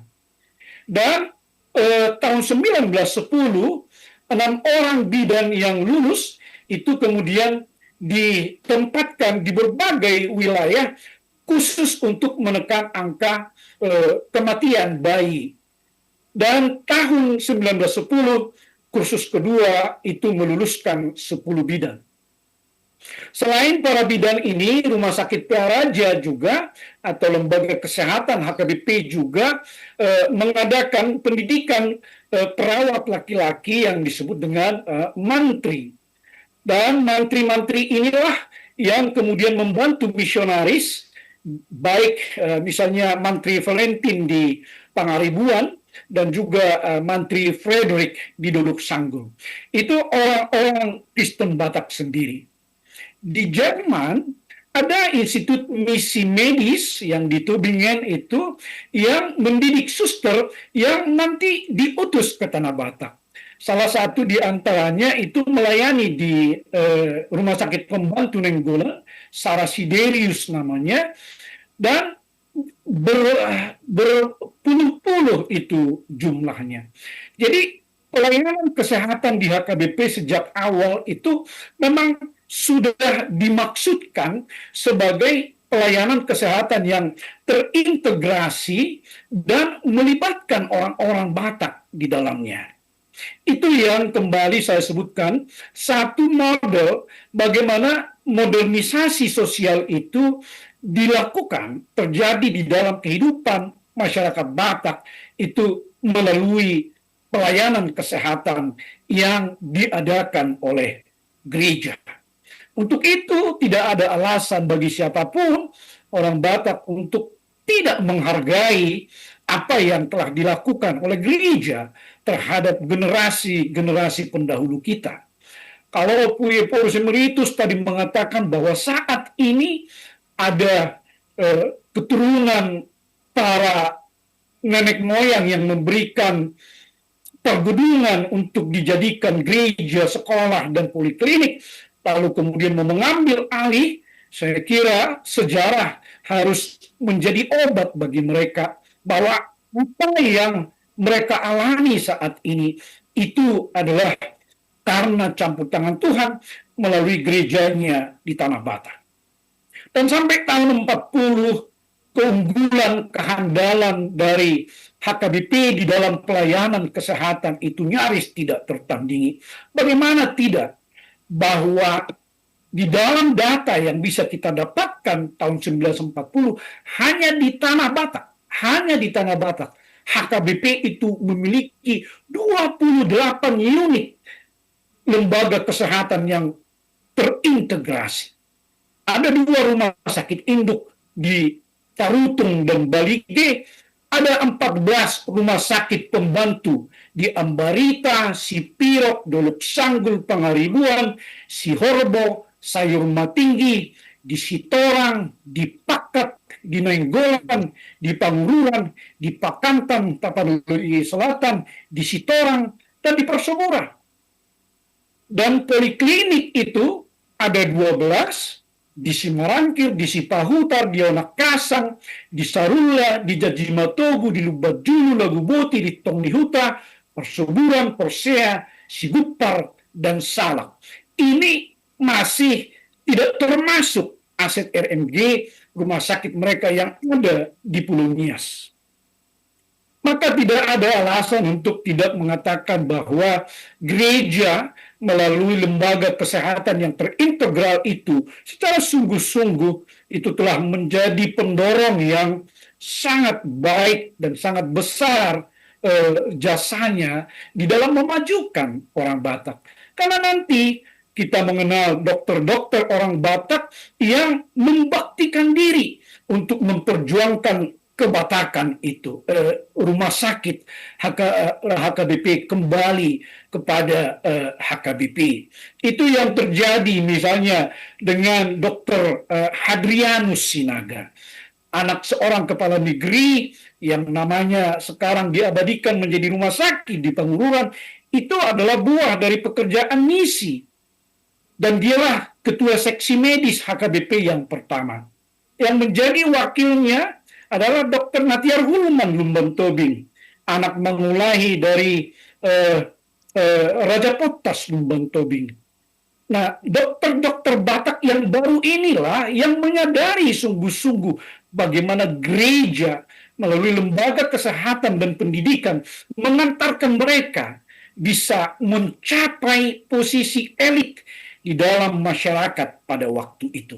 Makanya sangat kita sayangkan apabila belakangan ini ada pandangan seolah-olah gereja tidak mampu untuk mengelola rumah sakit. Saya bilang 80 tahun yang lalu HKBP itu, kalau seandainya ini menjadi sebuah perusahaan yang bertujuan untuk keuntungan, 80 tahun yang lalu HKBP itu sudah bisa disebut sebagai salah satu konglomerat layanan kesehatan di Hindia Belanda.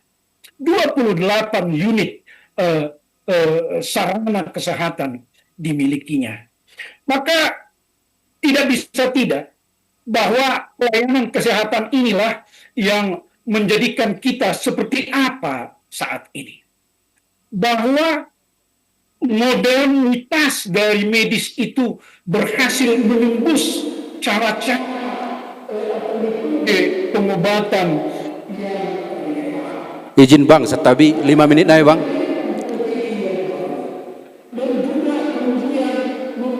Etos kemajuan dan kemandirian dengan skala pelayanan yang luar biasa. Kapasitas sumber daya manusia yang juga tidak bisa diragukan kapasitasnya. Maka pada akhirnya saya memahami bahwa apa yang telah dilakukan HKBP sepanjang 40 tahun itu adalah bukti dari pengalaman panjang di dalam pelayanan kesehatan modern yang telah menjangkau ratusan ribu orang. Rumah sakit dan poliklinik didirikan, bidan dan mantri dididik, dan pelayanan dijalankan dengan kerja keras. HKBP sejak awal telah melayani, merawat, mendidik, dan modernisasi masyarakat Batak.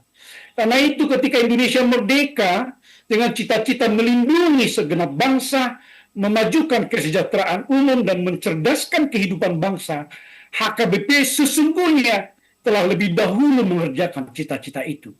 Jaringan rumah sakit bersama ratusan sekolah yang berdiri di tanah Batak adalah bukti sejarah yang tidak dapat disangkal bahwa HKBP telah membangun bangsa dan memajukan kesejahteraan bangsa jauh sebelum Indonesia terbentuk sebagai negara. Demikian Bapak Ibu sekilas penjelasan saya. Makalah lengkapnya nanti akan saya kirimkan kepada. Terima kasih. Baik, terima kasih kepada Pendeta Ebenezer Lumban Gaul, PhD, yang sudah memaparkan kepada kita tentang catatan sejarah kondisi kesehatan, baik tentang penyakit-penyakit yang menimpa warga Batak pada masa itu, yang akhirnya membentuk jaringan-jaringan rumah sakit pelayanan kesehatan, dan selanjutnya juga pengembangan dari sekolah-sekolah atau lembaga pendidikan kesehatan. Baik, sebelum kita ke panelis atau narasumber berikutnya, untuk jeda sejenak, panitia, kita akan menyaksikan satu tayangan video untuk kita bisa refleksikan lah apa yang bisa dimunculkan atau di kesehatan itu kembali kepada HKBP.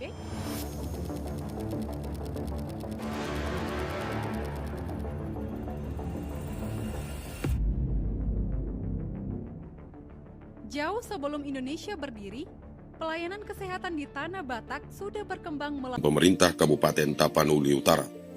Perkara ini justru dimulai dari pemasangan plang oleh Pemkab di area rumah sakit dengan tulisan milik Pemkap.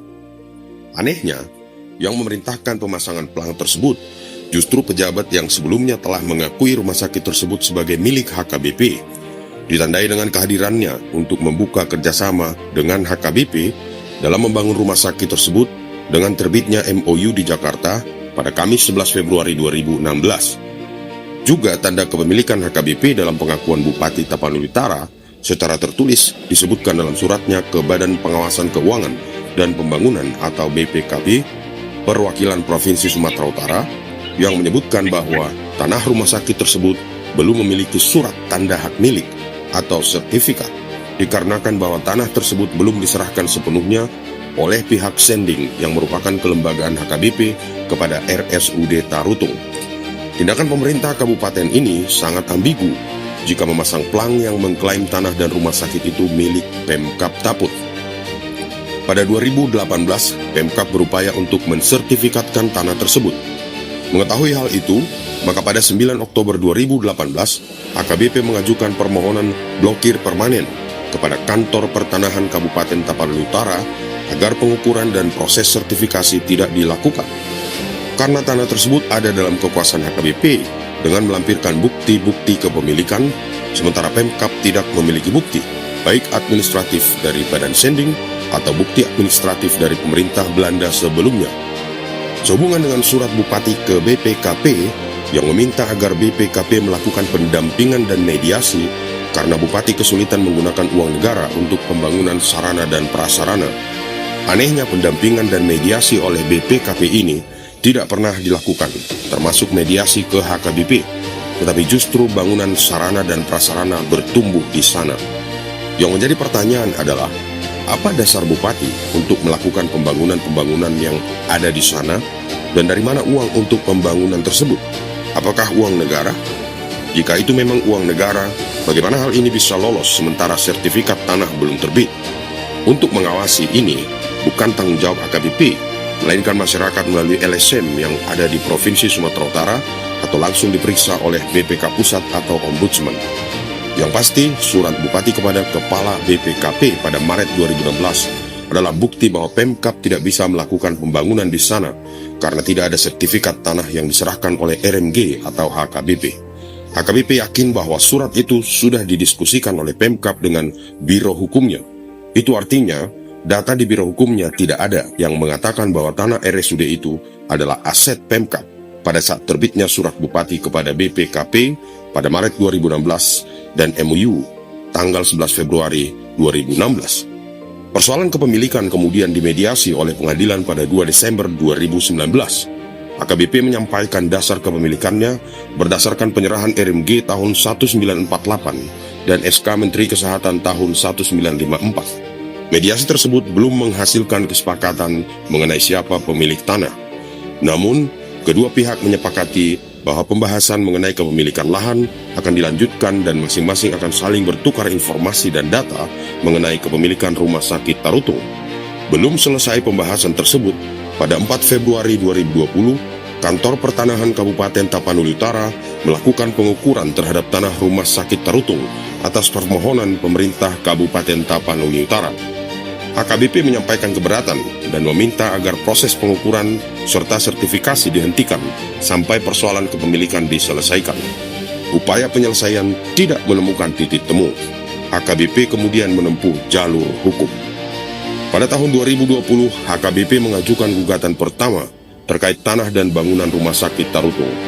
Pada tahun 2024, perkara berujung NO karena pengadilan menyebutkan bahwa berkas perkara belum lengkap dari HKBP, yakni ada pihak terkait yang tidak digugat. Perkara kemudian berlanjut dengan memasukkan bagian tergugat lainnya. Namun pengadilan negeri menolak gugatan HKBP dengan alasan bahwa dokumen penyerahan dari RMG ke HKBP tidak sah karena HKBP tidak melampirkan notulen rapat RMG tahun 1948. Anehnya pengadilan yang sama memiliki alasan yang berbeda-beda untuk menolak berkas-berkas perkara HKBP. Akhirnya, HKBP maju banding ke Pengadilan Tinggi. Di tingkat banding, Pengadilan Tinggi Medan mengabulkan gugatan HKBP dan menyatakan SK Menteri Kesehatan Republik Indonesia nomor 89632/Kap tahun 1954 adalah sah dan berkekuatan hukum. Pengadilan Tinggi Medan juga menyatakan HKBP sebagai pemilik sah atas objek perkara Rumah Sakit Tarutung. Namun, perjuangan hukum ini belum berakhir. Setelah putusan Pengadilan Tinggi Medan tersebut, DPRD Kabupaten Tapanuli Utara dan pemerintah provinsi mengajukan upaya hukum kasasi ke Mahkamah Agung. Karena itu, perkara Rumah Sakit Tarutung saat ini masih berada dalam proses hukum pada tingkat kasasi. Bagi HKBP, perjuangan ini merupakan kelanjutan dari upaya panjang untuk memastikan hak atas Rumah Sakit Tarutung yang menjadi dasar perjuangan HKBP sejak penyerahan aset RMG tahun 1948 dan SK Menteri Kesehatan tahun 1954.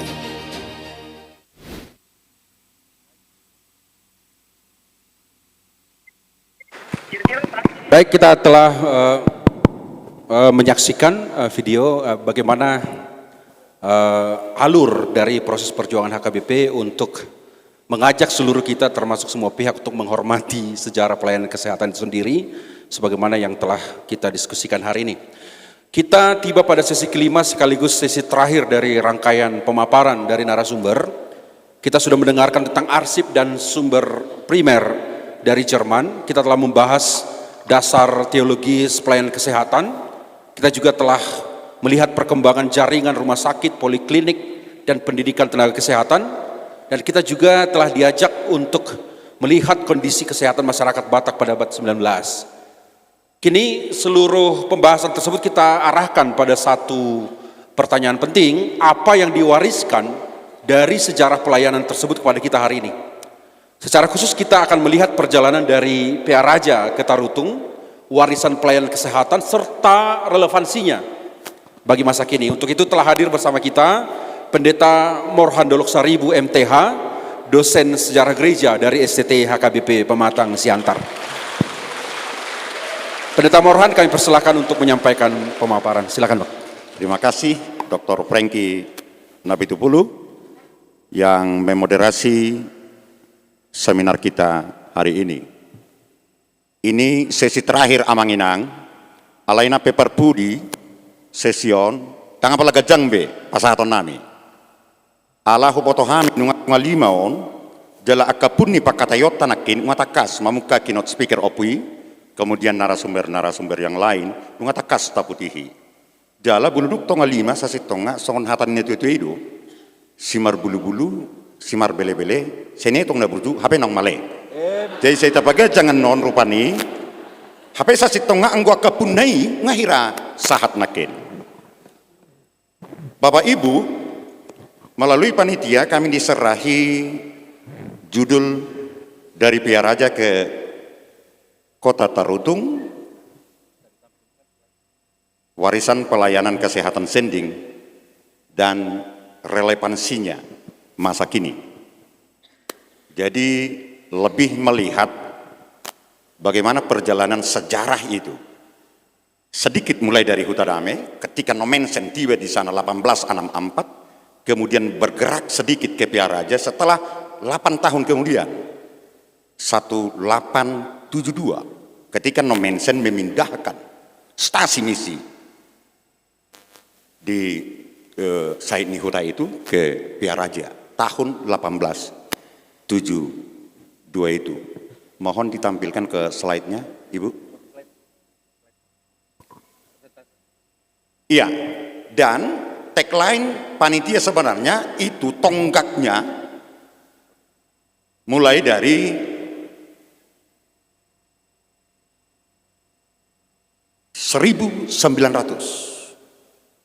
ketika rumah sakit pertama di pedalaman Tanah Batak didirikan oleh Julius Schreiber itu. Tetapi sebelumnya sebenarnya, sebelum tahun 1900, kita tahu pelayanan sending itu sudah jelas dalam bidang kesehatan, termasuk misi holistik lain. Membangun sekolah-sekolah, kemudian melatih pertanian, ekonomi kerakyatan, dan sebagainya itu.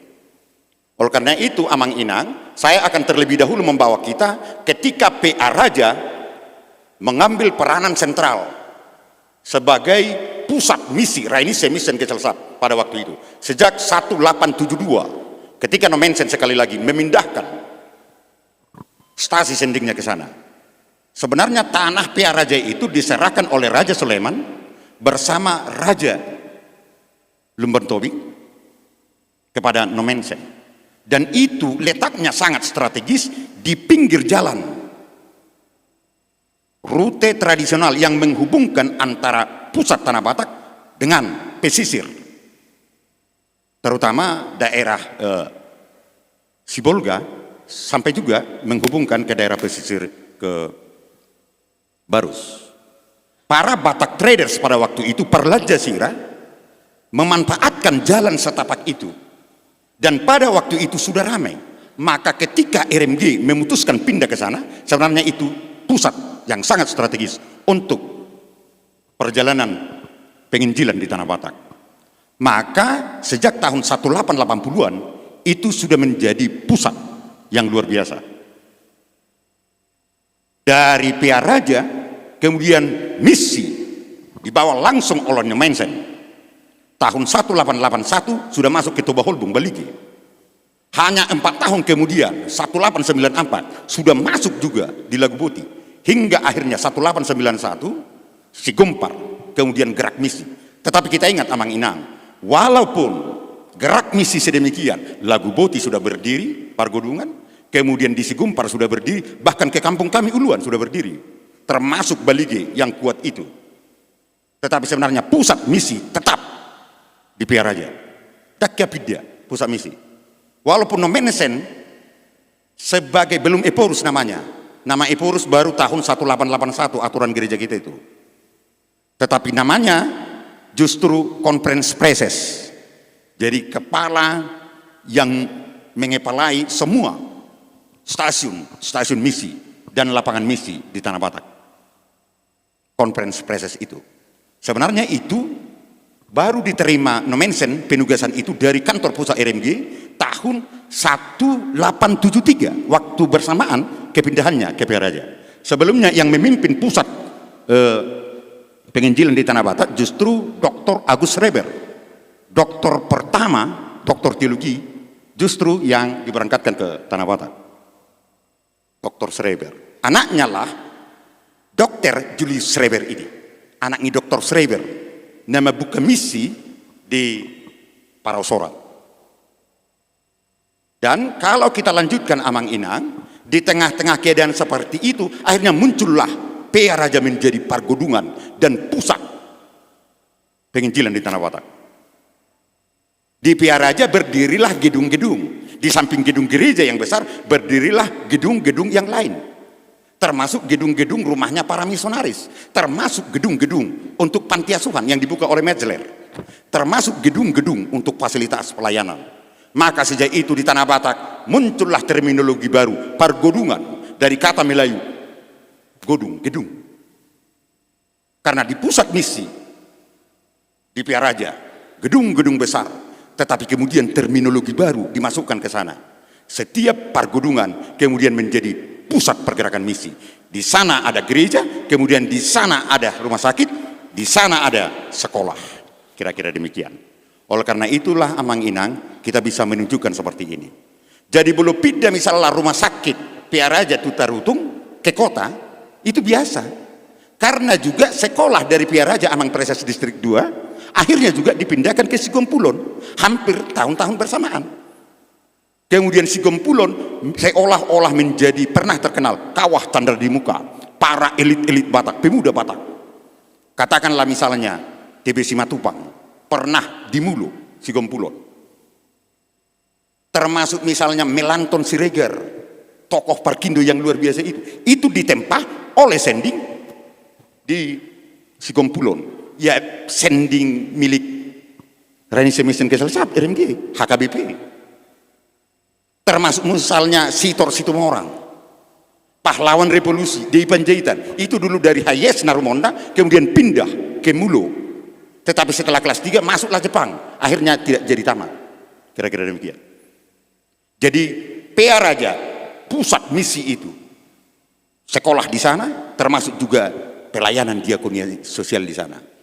Alani akasahit hati hai gudang ma akada dana namaliali dangadong amonga dangadong inonga jala dangadong nama nopung keluarga gabero masih Metzler pendeta fungsional di Piaraja, kemudian dia membangun panti asuhan, kemudian menjadi model panti asuhan di HKBP. Tetapi fokus kita Amang Inang adalah kesehatan. Di samping dua pelayanan lainnya, ini tiga pilar pelayanan RMG. Amang Inang Tusom Maju Hitara, pelayanan kesehatan sending RMG sebelum tahun 1900. Berbagai penyakit telah mengancam kehidupan penduduk di Tanah Batak, terutama penyakit yang tiba-tiba mewabah seperti kolera. Sudah disampaikan Bapak Dr. Hulman tadi, hanya mengulangi. Inilah yang sering dijuluki orang Batak dengan sebutan-sebutan begu atuk. Itu kolera itu, ngenge nabirung. Ada juga begu nur-nur, itu semacam diabetes akut saat ini, yang menyerang orang kemudian lambat laun mengurus, lam kurus. Ada juga begu arum dulu namanya. Begu arum sejenis penyakit yang tiba-tiba menyerang. Ternyata baru sekarang dipahami orang, yaitu ternyata malaria. Penyakit-penyakit dulu. Oleh karena itulah, sebelum tahun 1900, masih tahun 1870-an, dari Piaraja, seorang warga jemaat diberangkatkan ke Sipulga untuk belajar tentang kolera dan cacar. Dan akhirnya tamat juga. Maka sebelum rumah sakit itu, 30 tahun sebelum rumah sakit berdiri, sudah ada praktek perawat. Atau praktek apalah namanya ya, praktek kesehatan yang buka 24 jam di Piaraja. Kita tidak bisa bayangkan itu. Sebelum kedatangan tenaga medis Kongsi Parmen, pengobatan terhadap orang-orang yang sakit termasuk tugas pelayanan dari setiap penginjil Parmen, semua guru sending, semua evangelis, semua pelayan di bawah Batak Mission, Relation Mission Council waktu itu, mereka adalah ahli-ahli pengobatan. Persoalan na atong duk dia definisi dia mengubah paradigma orang Batak waktu itu. Dari praktek pengobatan dukun ke praktek medis modern ala Eropa yang diperkenalkan oleh Zending. Di Hutanami di Uluan tahun 1000 siarasa plonom ala arong di si wabah gabe dilio Zending ma tunasida semacam sanitizer sekarang, sanitizer. Tentu dalam bentuk tablet. Propar Hutanami nama sahi gabe tupurona do dibain. Ala gabe dietongi rupani gabe pagar di dagingnya, padahal itu sanitizer. Hal-hal demikian, maka sangat susah perubahan itu waktu itu ketika Sendi memperkenalkan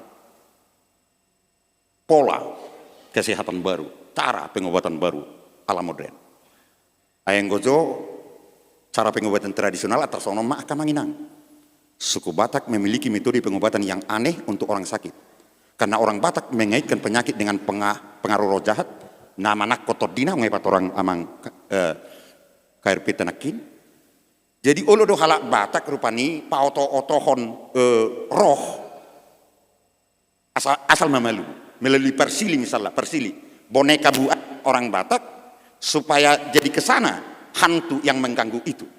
Dan gebetu dagingi nama saya itu. Mau semampu be cara si song ini mengobati, ya cara kekerasan lah. Ibalu mabodil, asal lari begu ini. Atau ramu-ramuan yang berbau, mohon maaf. Misalnya membakar kotoran babi misalnya.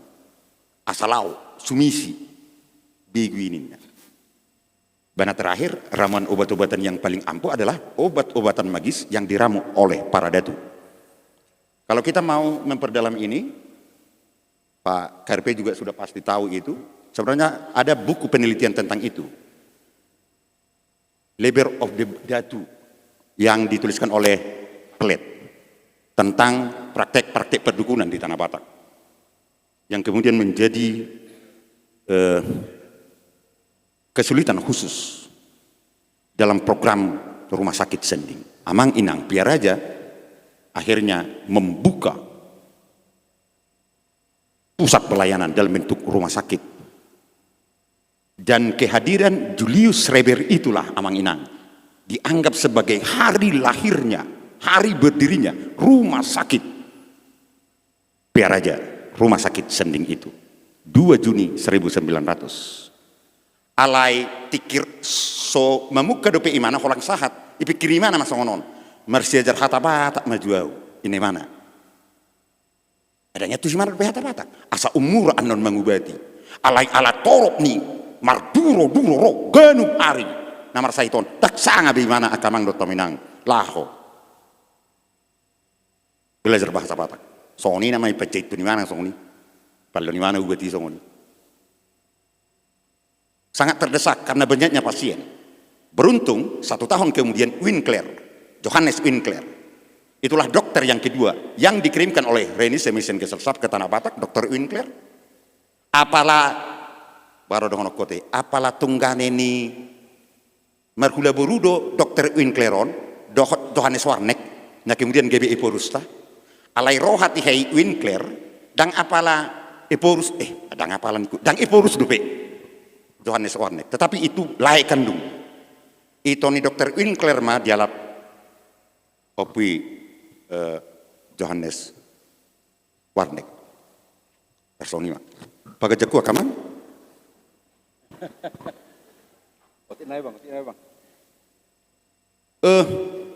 Sasitonga di tahun 1800-an ngamar pikir termasuk Nomensen, kemudian misionaris-misionaris di Tanah Batak untuk mengusahakan supaya kantor pusat Barmen mengirimkan dokter ke Tanah Batak. Persoalan Amang Inang adalah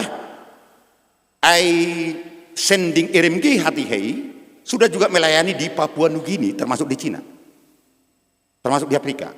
Maka pengiriman dokter-dokter tidak terutama ke Tanah Batak. Boy dope didauni di Tanah Batak, kira-kira demikianlah. Karena orang-orang pribumi ikut terlibat dalam proses pengobatan ala modern yang diajarkan oleh misionaris. Setiap misionaris kemudian mengajari pekerja-pekerja Batak untuk pengobatan itu. Nah, ini kemajuan awal pelayanan rumah sakit. Saya pikir itu bisa kita lihat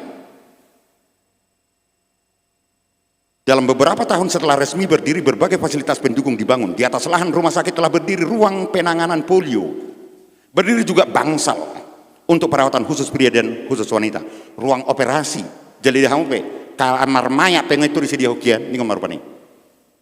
Apotik, sekolah kebidanan, itu yang disampaikan Pak Ebenezer Lumanggalu tadi, 1905. Tetapi hebatnya Amang Inang, tenaga kesehatan pribumi, sebenarnya dulu, setelah perawat ada, apoteker ada, bidan ada, dari pekerja-pekerja pribumi itu, bahkan program ambisius dicetuskan. Kita akan menciptakan dokter pribumi orang Batak. Masih di tahun 1900 awal itu. Itu luar biasa. Tetapi kolonial Belanda menghalang-halangi maksud itu. Kita tidak tahu kenapa. Barulah 20 tahun kemudian Adong Masih Ferdinand Lubentowing yang akhirnya menjadi dokter. Hadrianus Sinaga. Dengan tubuh Pak Kadep. Kemudian dokter-dokter lain. Baru puluhan tahun kemudian. Beberapa dasawarsa kemudian. Padahal awal tahun 1900-an itu sebenarnya sudah dipikirkan untuk sekali lagi mencetak dokter-dokter pribumi orang Batak. Alaidak dulu sih. Ini Amang Inang, relokasi rumah sakit Sending Piaraja ke Kota Tarutung 1928, walaupun sebenarnya realisasinya baru tahun 1932. Mungkin proses relokasi itu berjalan demikian 3 sampai 4 tahun melalui usaha yang luar biasa dari Dr. Wagner. Alai daktu si berahita aman. Omma. Boasa pada akhir rumah sakit dan yang duks di Sian RMG di Pajongjong. Da itor lanjut ma nian terus sonon ni HKBP karena tersonima. Persoalan ini amang sebenarnya rumah sakit Tarutung itu berada di tengah kekacauan politik dampak Perang Dunia Kedua. Molo olu dope hita akamang kujaha maju asa tatakku tiur informasion. Kenapa pada akhirnya rumah sakit itu tidak dikelola oleh HKBP?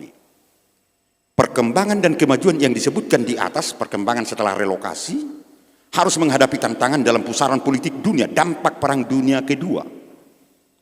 Perang yang dimulai tahun 1939 menyasar ke negeri Belanda. Adolf Hitler selaku Der Führer telah melancarkan serangan terhadap Belanda pada 10 Mei 1940. Hanya dalam tempo 3 hari, tentara Belanda di Eropa takluk di tangan Jerman. Jatuhnya Belanda mengakibatkan keresahan di kalangan pejabat Hindia Belanda, hingga mereka balas dendam di Hindia Belanda. Guartamai, guardi Indonesia, Hindia Belanda nauji. Balas dendam mana sida. Ala diseraku tata di Eropa, saunari, sudah halak Jerman, tak takut. Operasi pembersihan orang Jerman itu dijalankan dengan cepat di wilayah Tapanuli. Semua misionaris RMG yang bekerja di HKBP ditangkap, termasuk Eporus waktu itu, perwewe.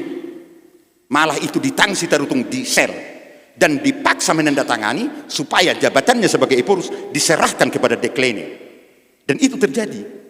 Itu mungkin di almanak kita itu tidak ditulis. De Kleene beberapa saat pernah, karena dipaksa waktu itu perwewe untuk itu. Dan ketika kekacauan seperti itulah Amang Inang, masuklah apa yang disebut BNZ, Batak Nias Sending. Ini adalah Batak Nias Sending ini badan sending yang dibangun oleh pemerintah Belanda untuk menggantikan RMG. Ngamula RMG tabua ma sudah artana inina. Maka Belanda bertanggung jawab pembentukan BNZ waktu itu.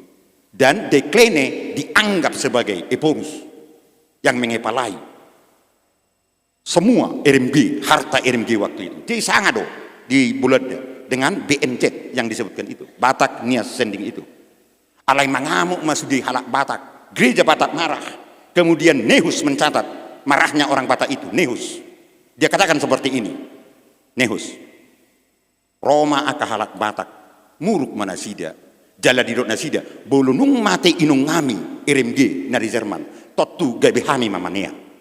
Dang leonon namio tubulodda, kira-kira demikianlah. Tetapi persoalannya semakin parah Amang, karena tidak berapa lama Jepang datang. Setelah Jepang datang, tambah runyam lagi. Ini tempat kita ini dulu, sekolah tinggi yang luar biasa ini justru berubah fungsinya menjadi pelatihan tentara Jepang, termasuk pelatihan pegawai Jepang. Kantor pusat menjadi barak militer waktu itu, dan itu dituliskan secara jelas dalam bukunya Cassianus Sirait itu. GBSUD termasuk rumah sakit, termasuk Mulo, termasuk bekas Hayesian, itu diambil. Termasuk misalnya SMA 1 Nebagahon, SMA sada HKBP, itu diambil. Tetapi setelah kita merdeka adalah sekitar 4 tahun, semacam masa-masa transisi. Tangapalah hita meniup, tangapalah pamerintah meniup. Karena situasi waktu itu revolusi sosial. Aina pemerdeka hita akan angdo taminang, dan itu tup merdeka tak sengoni. Barulah tanggal 27 Desember 1949 kedaulatan diserahkan kepada pemerintah Republik Indonesia. Alani itu ada konferensi meja bundar di mana TBC Matupang begitu giatnya di situ.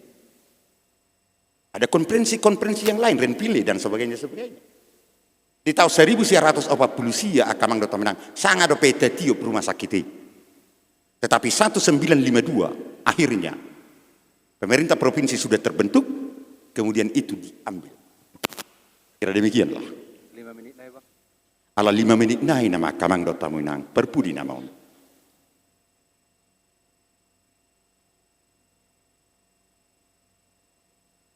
Pada tanggal 1 Oktober 1948 sebelum merdeka. Sebelum penyerahan kedaulatan. Anggo merdeka tahun 1945, 17 Agustus. Tuk petusi pahutar, hira di ujung tahun do. Ini apa tahin? Hira di ujung tahun nama sahab berita ini ngomar pani. Berita kemerdekaan. Nuk pero Gubernur Sumatera. Madapoton perdinan Luban Tobing. Hati hai, merdeka hitana. Wai, nong merdeka do inna. Baru pe sudi merdeka inna rupani. Anggojo terlebat do. Taku boto molo atain. Nadi gijang perhutanon. Hira dibeli tahun naik nama rasa hatu sih. Berita kemerdekaan. Tersoni marah. Tetapi Amang Inang Setelah 1 Oktober 1948 itu kita sudah ditunjukkan tadi dokumennya. Parlemen memberikan kepada HKBP hak untuk mewarisi segala harta milik mereka di Sumatera, dan ini menjadi dokumen resmi. Om Mara menghargai warisan sejarah. Ungkapan yang sering kita dengar, bangsa yang besar adalah bangsa yang menghargai sejarahnya. Prinsip ini juga berlaku bagi gereja. HKBP Nabuloni akan terus besar jika menghargai sejarahnya. Gereja yang tidak mengenal sejarahnya akan mudah kehilangan identitasnya. Sejarah memberikan jawaban atas pertanyaan, dari mana kita berasal? Dan dari sana muncul pertanyaan berikutnya, kemana kita harus pergi? Dengan mengetahui sejarah pelayanan rumah sakit Zending, kita menyadari bahwa HKBP bukan hanya memiliki sejarah pemberitaan Injil, tetapi juga memiliki sejarah melayani manusia secara utuh, holistik. Karena itu sejarah rumah sakit harus ditempatkan sebagai bagian dari memori kolektif HKBP yang dapat menjadi landasan bahkan spirit bagi pelayanan HKBP sekarang dan masa depan. Ada 4 relevansinya, Amang. Kenapa ini harus penting? Dan kita bicarakan. Pertama, HKBP dan kepedulian terhadap pelayanan kesehatan. Bu Meta Jahaya non, tetapi relevansi kedua, mengubah warisan menjadi gerakan pelayanan. Ini sebenarnya. HKBP sadar untuk tidak berhenti pada nostalgia. Dahulu HKBP memiliki rumah sakit Zending. Pertanyaan yang jauh lebih penting, apa yang akan kita wariskan kepada generasi sesudah kita? Generasi terdahulu mewariskan rumah sakit, apa yang akan kita wariskan? Dalam kesadaran itulah HKBP berkomitmen untuk mewariskan pusat pelayanan kesehatan, sistem pendidikan tenaga kesehatan, pusat penelitian kesehatan, pelayanan lansia, pelayanan kesehatan mental, program kesehatan keluarga, pelayanan masyarakat miskin, atau jaringan diakoni kesehatan HKBP yang modern. Dengan demikian, HKBP tidak hanya memelihara sejarah, tetapi menciptakan sejarah baru. Ketiga, merawat arsip dan situs sejarah. Menghargai warisan juga berarti merawat sumber sejarah. Dokumen-dokumen mengenai rumah sakit Zending harus dikumpulkan dan didigitalisasi. Surat-surat Zending, laporan rumah sakit, foto lama, catatan dokter, catatan perawat, buku pasien, dokumen tanah keputusan pemerintah, laporan tahunan, dan kesaksian para pelayan kesehatan. Situs-situs sejarah juga perlu didokumentasikan. Mengapa? Karena jika dokumen hilang, generasi berikutnya akan kehilangan kemampuan untuk memahami sejarahnya secara objektif. Arsip bukan tumpukan kertas, tetapi arsip adalah memori gereja yang menunjukkan bagaimana Tuhan memberkati gerejanya melalui aksi pelayanan. Bagaimana menghargai aset historis? Sejarah pelayanan rumah sakit juga mengajarkan sesuatu yang sangat penting mengenai pengelolaan warisan. Ketika sebuah lembaga telah berdiri lebih dari 1 abad, persoalan mengenai tanah, bangunan, hak kepemilikan, pengelolaan, perubahan kelembagaan, dan hubungan dengan pemerintah dapat menjadi sangat kompleks. Karena itulah, HKBP terus berusaha mengelola aset sejarah dengan tertib administrasi, transparansi, dokumentasi, dan kepastian hukum. Warisan pelayanan harus dijaga bukan hanya dengan semangat iman, tetapi juga dengan tata kelola yang baik. Ini merupakan salah satu relevansi sejarah yang sangat nyata bagi HKBP masa kini. Selama lebih dari 1 abad, pelayanan kesehatan yang lahir dari semangat melayani telah menjadi bagian dari kehidupan masyarakat di wilayah Tapanuli dan sekitarnya. Karena itu, sejarah, dokumen, dan fakta-fakta yang ada perlu ditempatkan secara objektif dalam upaya menemukan kebenaran dan keadilan. HKBP menyatakan komitmennya untuk terus memperjuangkan status kepemilikan dan pengelolaan Rumah Sakit Umum Tarutung melalui mekanisme hukum yang berlaku di NKRI. Upaya ini bukan semata-mata tentang kepemilikan sebuah aset, melainkan tentang penghormatan terhadap sejarah dan warisan pelayanan yang telah dibangun melalui pengorbanan, dedikasi, dan pengabdian panjang HKBP bagi masyarakat. Sonima Kabang Dota Minang, Horas Madihita. Baik, terima kasih Mang Pendeta Morhan Delok Saribu yang sudah memaparkan dan juga mengajak kita untuk berefleksi tentang warisan pelayanan kesehatan dan relevansinya bagi masa kini dari Piaraja ke Tarutung. Tentu kita diajak untuk bagaimana secara bijaksana untuk bertanggung jawab terhadap yang namanya warisan, mengelolanya, dan juga menjadikan warisan itu menjadi bagian dari penghormatan atas kehidupannya. Baik, terima kasih Mang Pendeta. Bapak Ibu dan seluruh peserta seminar yang kami hormati, kita telah mendengarkan 5 pemaparan dari perspektif yang berbeda tetapi saling melengkapi. Sekarang kita masuk ke bagian yang sangat penting, yaitu diskusi dan tanya jawab. Tetapi sebelum ke sana, sembari nanti Bapak Ibu dan peserta seminar mempersiapkan pertanyaannya, mohon tim multimedia untuk menayangkan 1 lagi video untuk kita saksikan bersama. Bisa? Silakan.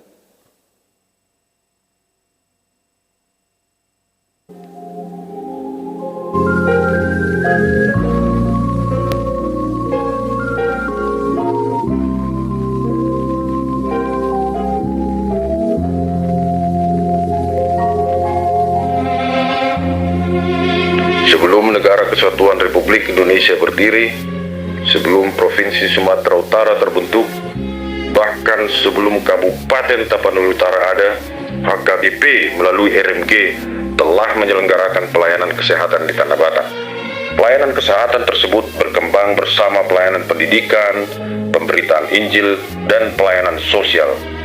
RMG membangun jaringan pelayanan yang mencakup rumah sakit pembantu, poliklinik, pendidikan tenaga kesehatan, serta penyediaan obat-obatan bagi masyarakat. Tahun 1900, Rumah Sakit Peraja berdiri di Tarutung. Dari Peraja, pelayanan kesehatan berkembang ke berbagai wilayah Tanah Batak melalui rumah sakit pembantu dan poliklinik. Para perawat dan bidan dididik dan ditempatkan di berbagai wilayah. Tahun 1942, Jepang menduduki Tanah Batak. Rumah sakit dan sekolah yang sebelumnya dikelola Sending diambil alih oleh pemerintah Jepang. Para misionaris ditangkap dan diusir, sementara pelayanan kesehatan berlangsung dalam keadaan yang sangat terbatas. Tahun 1945, Indonesia merdeka. Setelah itu, pemerintah Republik Indonesia mengelola sejumlah rumah sakit untuk menjamin pelayanan kesehatan masyarakat. Dalam dokumen pemerintah kemudian dijelaskan bahwa pengelolaan tersebut tidak dimaksudkan sebagai pengambil alihan hak milik. Tahun 1948, RMG mengeluarkan keputusan mengenai seluruh harta miliknya di Sumatera. Dalam keputusan tertanggal 1 Oktober 1948, RMG menyatakan bahwa seluruh harta miliknya di Sumatera menjadi milik Kuria Kristen Batak Protestan. Keputusan itu mencakup tanah dan bangunan yang diperoleh atau dibangun dengan dana RMG maupun yang diperoleh atau dibangun di bawah kepemimpinan RMG. Tahun 1954, Menteri Kesehatan Republik Indonesia dan Eforus HKBP Dr. Justin Sihombing membuat keputusan bersama mengenai penyerahan rumah sakit, balai pengobatan, leproseria, dan fasilitas kesehatan lainnya kepada HKBP. 15 Desember 1954, Menteri Kesehatan Republik Indonesia mengeluarkan keputusan yang menyerahkan hak milik dan hak kekuasaan atas sejumlah fasilitas kesehatan kepada HKBP. Dalam daftar keputusan itu tercantum Rumah Sakit Tarutung dengan kapasitas 250 tempat tidur bersama rumah sakit pembantu, poliklinik, dan fasilitas kesehatan lainnya. 16 Desember 1954, penyerahan tersebut dilakukan secara resmi. Rangkaian peristiwa ini menunjukkan bahwa pelayanan kesehatan di Tanah Batak memiliki akar sejarah yang panjang, dirintis melalui pelayanan RMG, menjadi bagian dari pelayanan HKBP, melewati masa pendudukan dan perubahan politik, kemudian memasuki babak baru dalam penyelenggaraan pelayanan kesehatan. Sejarah itu tidak berhenti pada tahun 1954. Pelayanan kesehatan terus berkembang, mengikuti perubahan zaman dan sistem kesehatan Indonesia. Karena itu, ketika kita berbicara tentang sejarah pelayanan kesehatan di Tarutung, kita sedang berbicara tentang sejarah yang telah berjalan sebelum berdirinya NKRI dan terus berlangsung dalam lintasan sejarah Indonesia. Inilah sejarah dan warisan pelayanan kesehatan HKBP di Tanah Batak dalam lintasan sejarah NKRI.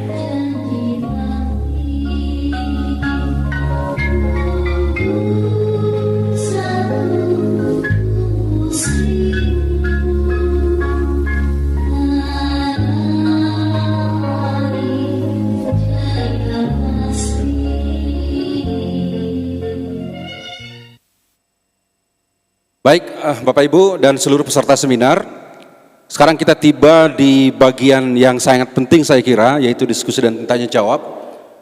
Kami membuka kesempatan kepada para peserta untuk menyampaikan pertanyaan, tanggapan, dan klarifikasi, tapi mohon kita maklumi karena waktu kita tidak panjang, hanya 30 menit sekitar segitu. Nggak nyampe ya? Nggak nyampe. itu artinya dengan jawaban lah. Itu. Jadi harapan kami begini saja. Karena narasumber kita ada 4. Yang pertama itu karena yang narasumber pertama kan dari Jerman, itu mau mengkonfirmasi data. Dan artinya kalau Anda butuh data, kita sediakan data. Dan data itu ada. Jadi itu tidak perlu kita tanya lagi. Artinya akan tiba saatnya HKBP akan mengambil data itu untuk membuktikan bahwa yang namanya aset itu adalah milik HKBP. Kira-kira seperti itu. Oleh karena itu, kita akan bertanya kepada 4 panelis, yaitu Amang Pendeta Morhan, Amang Pendeta Hulman, kemudian Amang Pendeta Ebenezer, dan juga Opui Emeritus Pendeta Darwin. Tetapi satu pertanyaan saja, satu untuk satu panelis, satu untuk satu narasumber maksud kami. Oleh karena itu mohon nanti yang bertanya untuk menyebutkan nama, singkat saja. Kemudian kalau bisa nanti asal gereja atau lembaga jika diperlukan. Kemudian menyampaikan pertanyaan atau klarifikasi atau pendapatnya secara singkat. Dan menyebutkan kepada narasumber mana pertanyaan ditujukan. Dan mohon maaf jika sudah ditujukan ke narasumber tersebut, kita tidak lagi mengajukan pertanyaan ke narasumber yang sama. Kami persilahkan.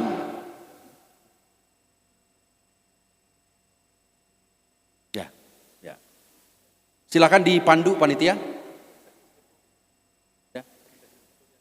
Pendeta Chris Vandoli Harahap. Kemudian panitia tolong saya dibantu, tidak terlalu terlihat dari sini. Amang Pendeta Marganda Lubis. Dari sebelah sana Inang Pendeta Mika, Unang Pandita Sudiate.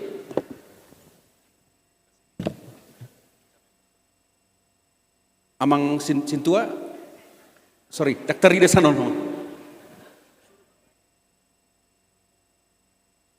Yang amang baju orange, sorry. Ada yang apa ungu? Violet. Amang Sintua, saya Dr. Rida mang. Oh jemaat, nggak apa-apa. Maksud itu non pendeta dong. Baik, 4 orang ya. Mudah-mudahan kepada penanya narasumber yang satu narasumber maksud saya. Tolong dibantu panitia untuk silakan. Ya, terima kasih kepada moderator. Saya Chris Vandoli Harahap, Pendeta HKBP Resort Dolok Sanggul Kota.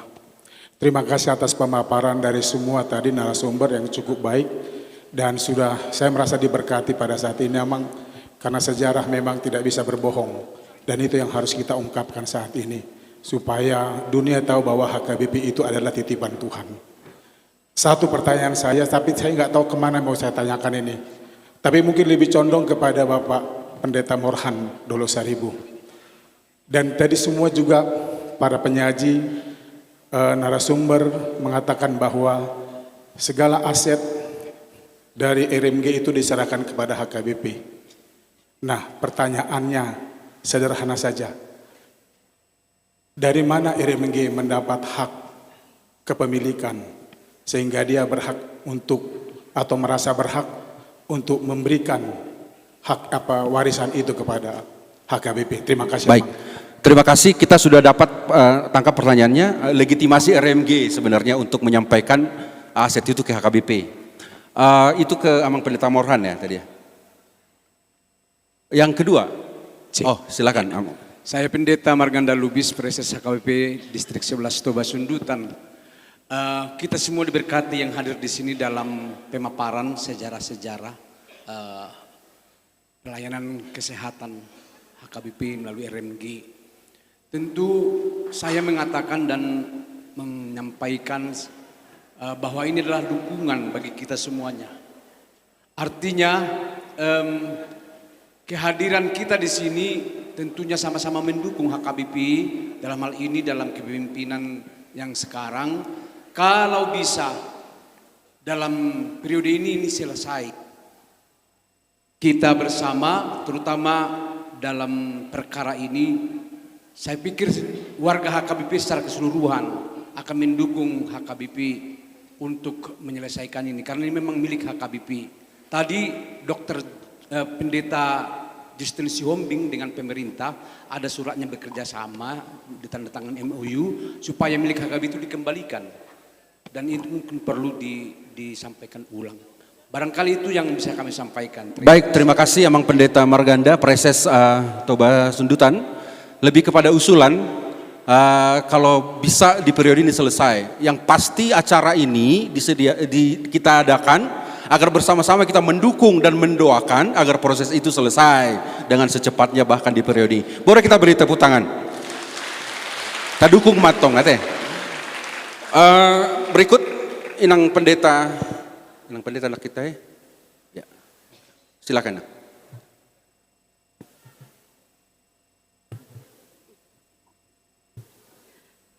Baik, terima kasih Amang Inang, terutama untuk semua Amang narasumber kami di sini. Di sini saya ingin menanyakan, karena dari semua pemaparan tadi ada miss sejarah setelah 1954.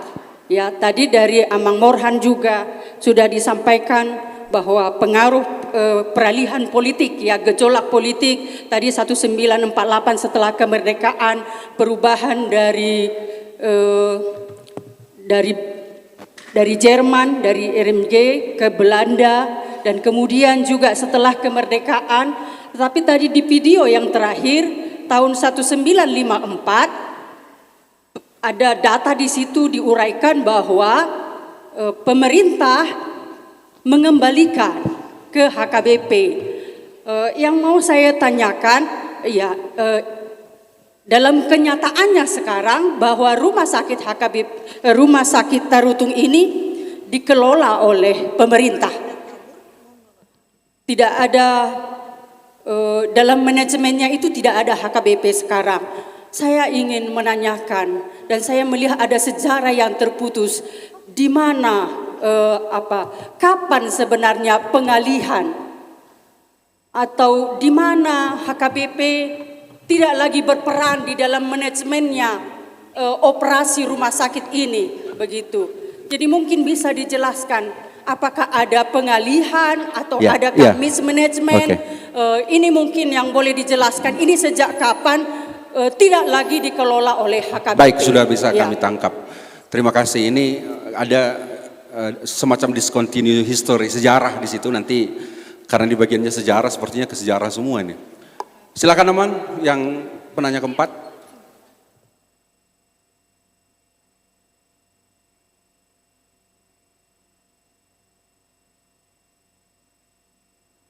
Ya, terima kasih atas kesempatan yang diberikan kepada kami.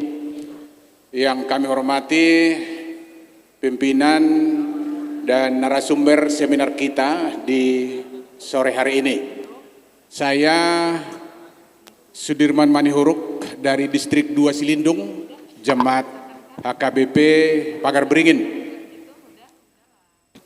Yang pertama itu tentu kita berterima kasih lewat seminar kita hari ini, minimal pimpinan HKBP sudah mengedukasi umatnya terkait akan pentingnya pengelolaan aset itu. Itu yang pertama. Yang kedua, kalau saya ikuti tadi pemaparan-pemaparan sejarah tentang kepemilikan rumah sakit di Tarutung ini, saya juga sedikit bertanya. Berarti kita sudah merdeka 81 tahun. Berarti rumah sakit itu sudah 81 tahun dikelola oleh Pemda. Nah, setahu saya kalau pemerintah itu selalu melaporkan laporan keuangannya untuk divalidasi, artinya untuk direkon di Kementerian Keuangan. Jadi dia akan melaporkan barang aset tidak bergerak, barang aset yang bergerak itu akan direkon ke Kementerian Keuangan setiap tahunnya. Berarti itu sudah terinput menjadi harta negara, sudah barang milik negara 81 tahun.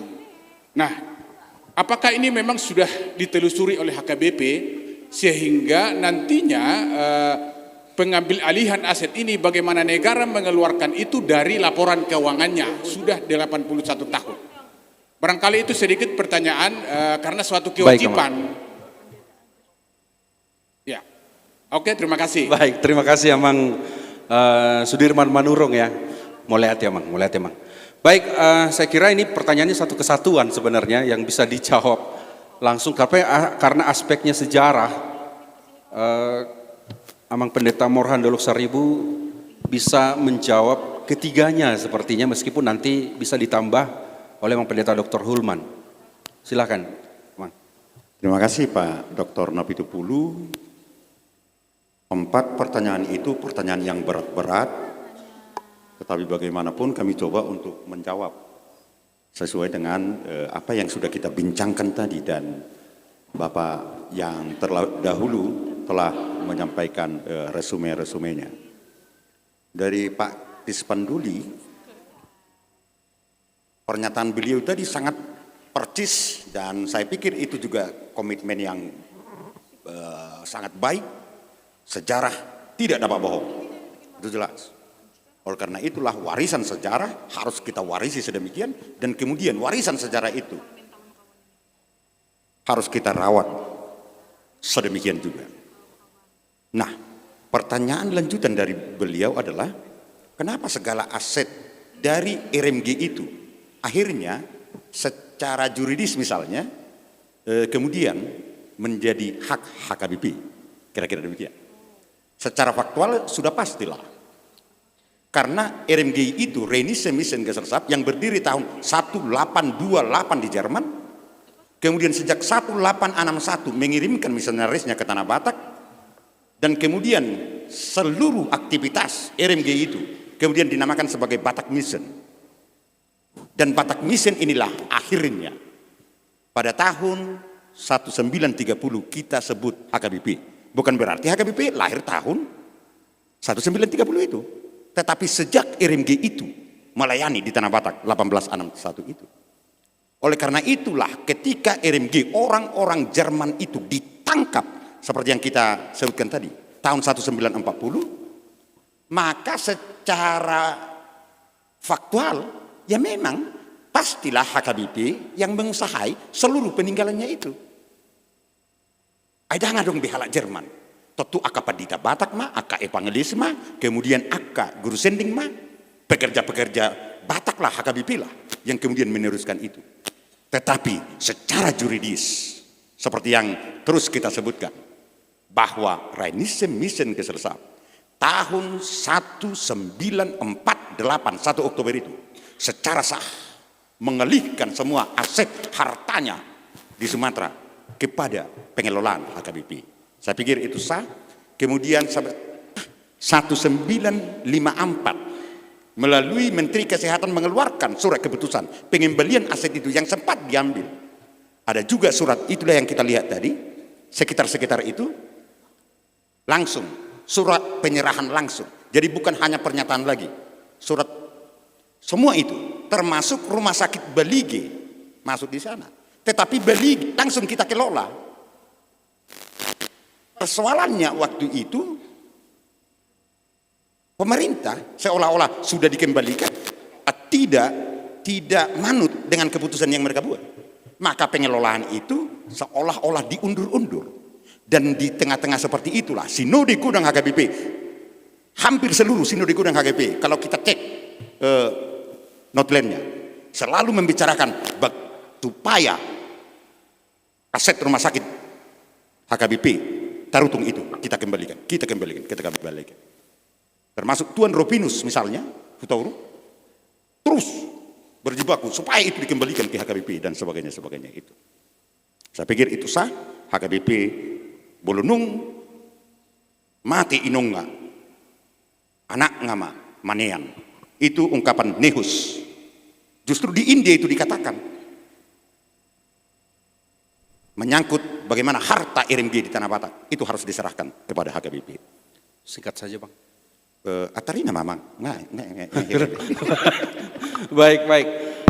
Saya kira kalau kita tadi mengikuti semua pemaparan termasuk yang disampaikan oleh Christian Froese, itu jelas sekali ada dokumen-dokumen yang bisa mengkonfirmasi semua peristiwa itu. Mudah-mudahan secepatnya itu bisa kita hadirkan nantinya untuk mengatakan titik-titik tertentu yang membuat itu terlihat berbeda. Dan saya kira itu menjadi sesuatu yang perlu kita ini nanti kita lengkapi. Baik, saya kira waktu kita tidak banyak. Kalaupun bisa, para narasumber ini merespon semua pertanyaan tadi, ya 1 atau 2 menit 1 orang gitu ya, untuk merespon pertanyaan dari 4 penanya tadi. Kami mulai dari Amang Pendeta Dr. Hulman Sinaga, silakan Amang. Baik, sebelum ke pertanyaan, karena ada pimpinan kita masih di sini, jadi saya bermohon menugaskan orang yang kompeten mengambil dokumen itu semua dari arsip PWM menjadi dokumen untuk penelitian lanjutan bagi seluruh pelayan HKBP. Karena kalau pertanyaan-pertanyaan seperti ini dijawab dengan tafsiran tanpa data, kita bisa berdebat tanpa hasil. Selain itu, ada bukti otentik yang bisa kita tunjukkan bahwa HKBP bukan mengada-ada dengan semua perdebatan yang sudah berlangsung cukup lama tentang semua aset yang pernah diserahkan oleh RMG ke HKBP. Pertanyaan Pendeta Chris Pandoli itu bisa terjawab dengan mudah kalau kita mempelajari apa yang kita sebut dengan London Verdrag Anglo-Dutch Treaty yang ditandatangani pada tanggal 17 Maret 1828. 4 tahun sebelum RMG berdiri sudah ada perjanjian bahwa pemerintah Britania menyerahkan Sumatera termasuk Tanah Batak menjadi koloni Belanda. Semua hak kepemilikan Tanah Batak diberikan oleh pemerintah kolonial ke RMG. Maka hak kepemilikan RMG atas semua aset di Tanah Batak diserahkan ke HKBP secara hukum harus diakui. Ini yang harus kita tuntut. Bukan mengambil alih HKBP di situ, tetapi menyerahkan aset dengan status hukumnya ke HKBP sejak 1948. Kalau itu diragukan, maka yang lain juga harus diragukan juga. Nah, di sini kita Amanginang tidak perlu ragu bahwa secara hukum itu bisa kita buktikan semuanya. Kedua, kalau ada yang missing di dalam informasi yang berkembang tentang hak kepemilikan HKBP yang diserahkan RMG, saya menduga ada unsur kesengajaan dari pihak tertentu untuk menahan aset itu supaya tidak kembali ke HKBP. Dan oleh sebab itu, kita harus berjuang untuk mencari tahu dan memastikan status hukum bahwa HKBP berhak atas harta milik yang pernah diserahkan oleh pendirinya. Jangan kita ragu di sini bahwa nanti bagaimana penyelesaiannya itu kita serahkan kepada pimpinan HKBP. Tetapi yang disebut dengan agentum tadi itu tidak perlu diragukan lagi. Terima kasih. Baik, terima kasih Amang Pendeta Dr. Hulman Sinaga. Saya kira juga itu sudah menjawab pertanyaan dari 3 orang yang lain, termasuk Amang Manurung tadi. Kami persilahkan, masih ada di Zoom? Masih, Opu Emeritus, 1 atau 2 menit, Bung, untuk merespon dari peserta. Pusat sekarang saya kira ya masih ada serah terima dari RMG ke HKBP dokumennya. RMG ke HKBP dokumennya. Dan juga masih ada penyerahan dari Departemen Kesehatan Republik Indonesia setelah merdeka ke HKBP. Itu pada tahun 50 berapa tadi itu? 54. Jadi memang cukup berjasa orang-orang kita ruas HKBP yang kebetulan ada di Jakarta. Saya kira itu. Jadi dalam konferensi Bundar yang dikatakan tadi itu, di konferensi Bundar itu yang dipakai adalah kalimat okupasi. Tidak ada pemerintah Belanda atau yang lain mengokupasi milik HKBP. Dan juga karena itulah sebenarnya tidak resmi pemerintah daerah Sumatera Utara, Tapanuli Utara mengambil alih rumah sakit HKBP dan poliklinik yang lain. Tidak resmi itu. Itu sebabnya ya atas jasa-jasa orang-orang kita, ruas kita yang di Jakarta pada waktu itu ya, yang ada menteri dan sebagainya melakukan serah terima itu di Piaraja Tarutung. Di Piaraja lah itu kita katakan tanggal 19 Desember 1954 itu. Nah, kemudian masih ada surat saya temukan yang ditandatangani Eporus TS Sihombing ketika meminta bantuan ke pemerintah pusat. Saya tidak tahu tanggal berapa, tapi surat itu ada di kantor pusat sekarang. Saya kira masih di situ. Kalimatnya disetujui oleh Eporus HKBP TS Sihombing. Itu merupakan indikator bahwa milik HKBP itu adalah milik rumah sakit itu adalah milik HKBP. Yang terakhir, masalah ini muncul ketika Bupati pada periode Amang WTP Simarmata Nahinan dan juga periode saya ada rencana Bupati pada waktu itu meminta bantuan sekian triliun dan ke kantor ke Departemen Kesehatan Republik Indonesia agar menjadikan rumah sakit ini menjadi rumah sakit elit, kira-kira begitulah. Cukup bagus rencananya. Jadi jawaban dari Departemen Kesehatan mengatakan bahwa rumah sakit itu bukan milik kita, bukan milik Pemda, tapi milik HKBP. Nah, jadi ini yang kalau misalnya ini tidak kita temukan sebenarnya, tidak kita temukan surat itu karena tidak ada pertinggalnya sama kantor pusat. Tapi saya kira bisa ditemukan itu di arsip nasional atau di arsip Departemen Kesehatan Republik Indonesia. Nah, kalau itu benar. Jadi hanya itu yang bisa saya berikan informasi untuk menjawab semua pertanyaan tadi. Yang jelas secara de jure rumah sakit itu bangunannya bukan programnya. Bangunannya dan tanahnya adalah milik HKBP. Sekian dan terima kasih.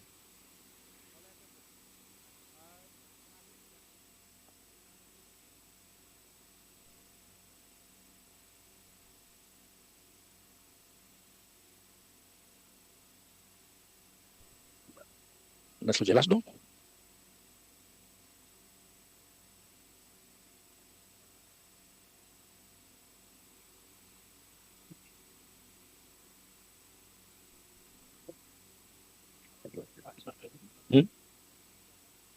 Wah? Responnya Bang. Oh, responnya ya.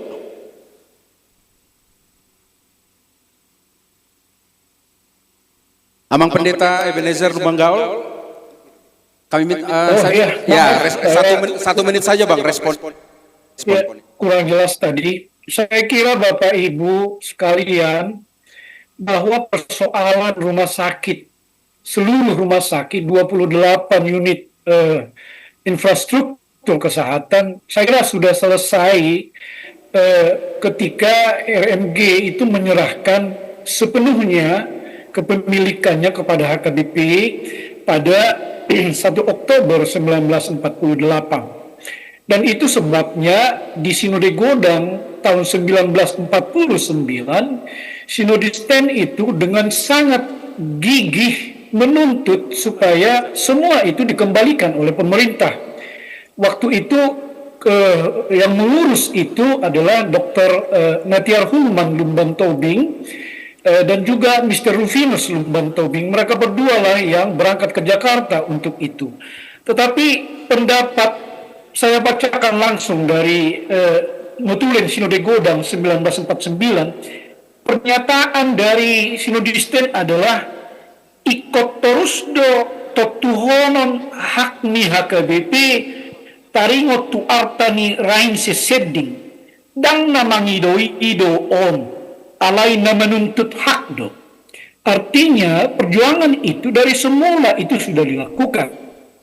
Memang dalam Sinode Godang 1954 itu dibicarakan kembali bersamaan dengan penyerahan rumah sakit Baligi. Di situ dikatakan pemerintah tidak menyerahkan seluruhnya.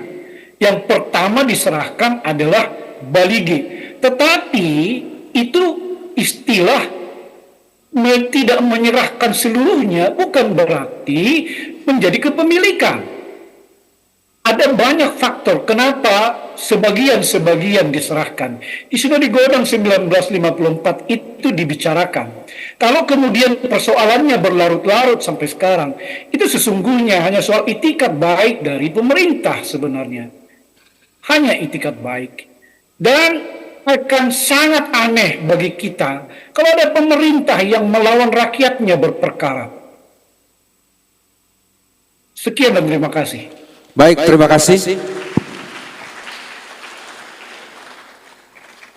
Bapak, Ibu, semua saudara yang kami hormati, seluruh peserta seminar, kita telah sampai pada penghujung seminar dan diskusi publik kita pada hari ini.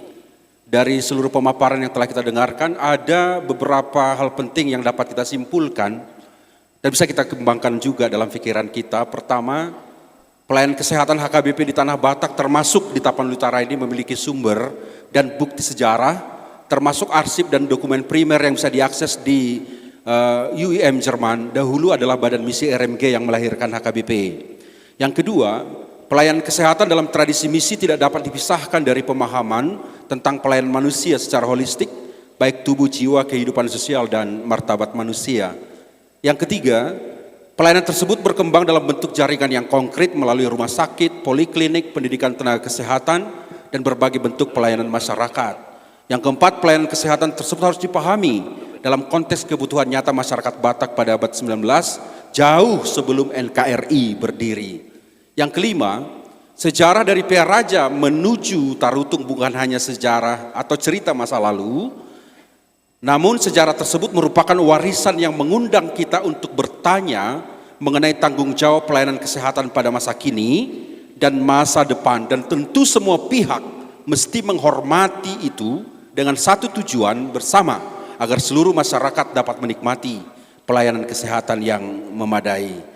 Akhirnya terima kasih kami ucapkan kepada seluruh narasumber kita yang hadir pada saat ini, yang ada di Zoom, dari Christian Froese dari Jerman, UM, kemudian Opue Forus Emeritus, Pendeta Dr. Darwin Lumban Tobing, Pendeta Ebenezer Lumban Gaul PSD, dan bersama kita di tempat ini, Amang Pendeta Dr. Hulman Sinaga, dan juga Amang Pendeta Morhan Dolok Saribu. Kita berikan tepuk tangan yang paling meriah. Terima kasih juga kepada seluruh peserta yang telah mengikuti seminar ini, baik yang langsung maupun secara daring. Akhir kata, saya Pendeta Franky Napitupulu selaku moderator, mohon maaf apabila selama memandu seminar terdapat kekurangan. Selamat sore, Tuhan memberkati kita semuanya. Horas! Saya kembalikan kepada panitia dan mohon kita tetap di tempat karena masih ada acara selanjutnya. Ya. Nggak boleh hita hudul lamang. Hita do, dak ngolang kamu. Mulai tema pinasahat tu panitia.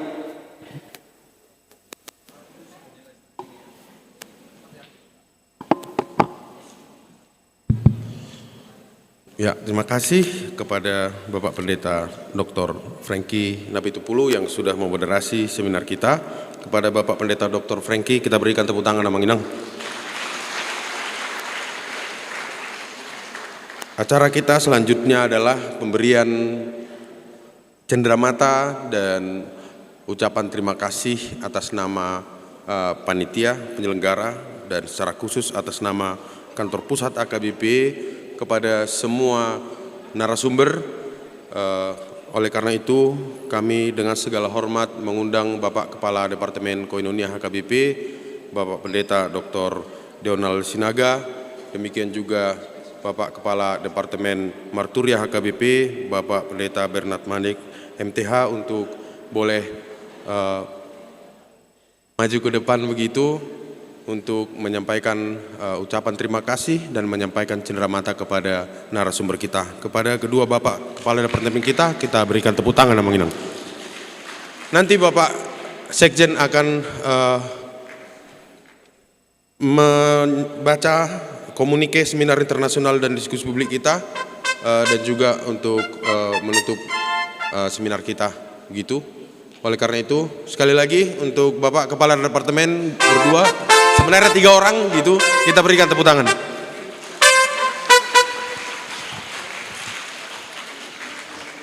Ya, mulai tu moderator ngetepuk tangan, kita akan ingat tepuk tangan kita tu Pandita Riki Hasibuan.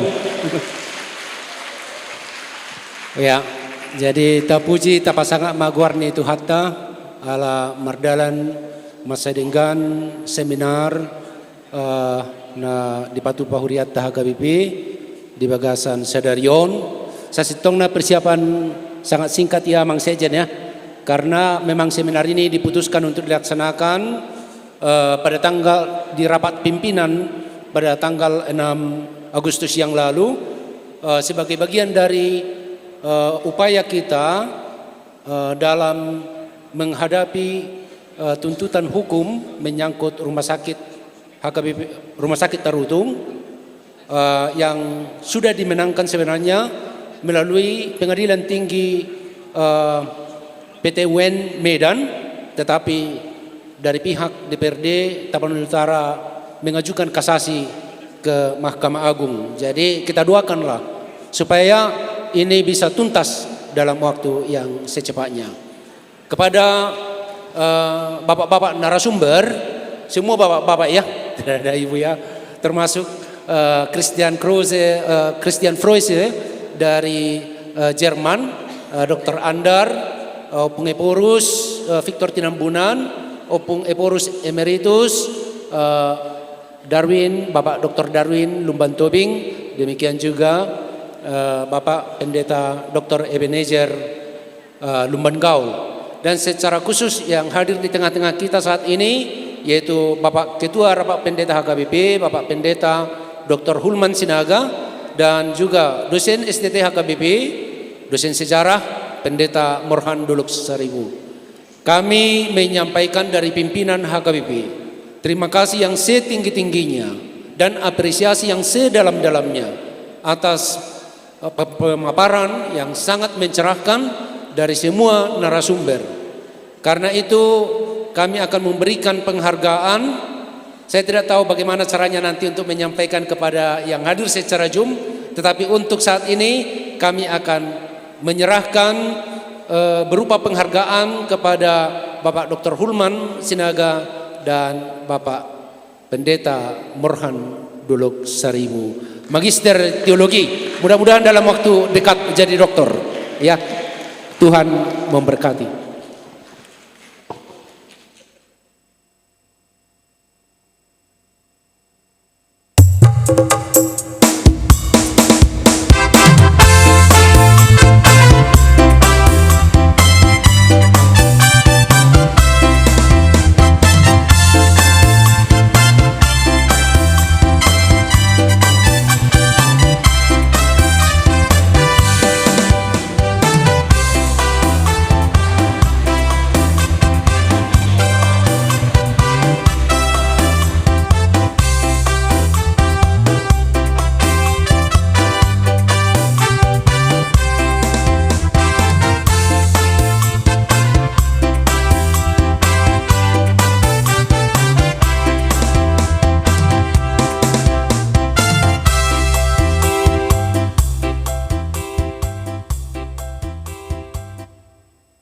Kami mengucapkan terima kasih kepada Bapak Kepala Departemen Koinonia dan Kepala Departemen Marturia. Selanjutnya, untuk Opui Emeritus Dr. Darun Lumban Tobing dan Bapak Pendeta Ebenezer Lumban Gaul, kami akan kirimkan Pak dari Tarutung. Kami persiapkan kok ininya, cendera matanya. Pasatami pe di sodo Bapak Ketu STT dot Civitas Akademika rak dotita manang rope hami itu satar pataruhon walati gudang. Dan akhirnya untuk menyampaikan di tengah-tengah kita Manginang yang menjadi pernyataan atau dalam bahasa resminya disebut sebagai komunike seminar internasional dan diskusi publik kita hari ini, sekaligus untuk menutup secara resmi mewakili pimpinan HKBP, kami mengundang Bapak Sekretaris Jenderal Bapak Pendeta Rickson M. Utahayan untuk maju ke depan. Silakan Bapak.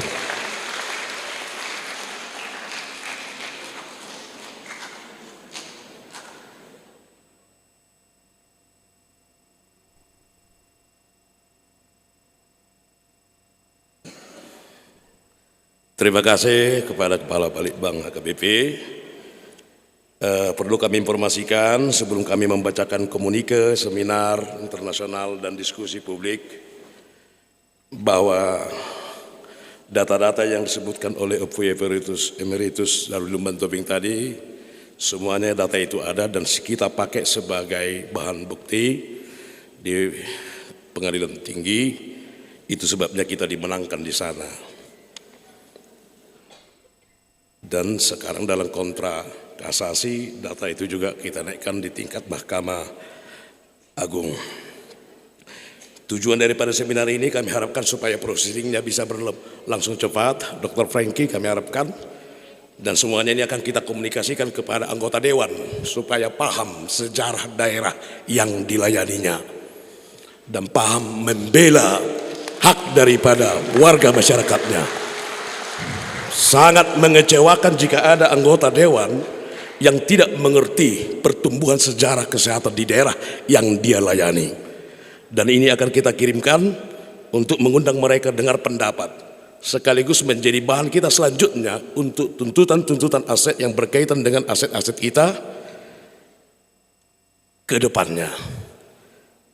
Pada saat ini kami akan membacakan dari kesimpulan dari apa yang sudah kita seminarkan, yaitu komunike seminar internasional dan diskusi publik sejarah dan warisan pelayanan kesehatan HKBP di Tanah Batak sebelum berdirinya NKRI.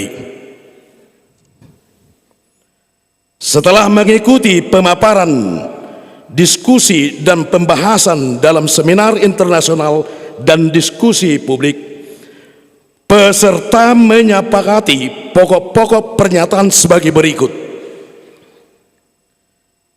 Pelayanan kesehatan di Tanah Batak telah hadir dan berkembang jauh sebelum berdirinya NKRI dan merupakan bagian sejarah pembangunan manusia di Tanah Batak. 2. HKBP melalui pelayanan yang dirintis RMG telah berperan dalam membangun dan mengembangkan pelayanan kesehatan di Tanah Batak sejak sebelum berdirinya NKRI. Pelayanan yang bermula di Piaraja kemudian berkembang dan bertransformasi ke Tarutung, serta melahirkan jaringan rumah sakit, poliklinik dan pendidikan tenaga kesehatan yang menjadi bagian dari sejarah pelayanan kesehatan HKBP. 3. Perjalanan sejarah tersebut menunjukkan adanya kesinambungan pelayanan dari masa RMG, pengalihan kepada HKBP, hingga transformasi pelayanan kesehatan dalam perjalanan sejarah Indonesia. Karena itu, perubahan bentuk pengelolaan pada suatu masa tidak dengan sendirinya menghapus pentingnya sejarah asal-usul dan warisan kelembagaan pelayanan tersebut.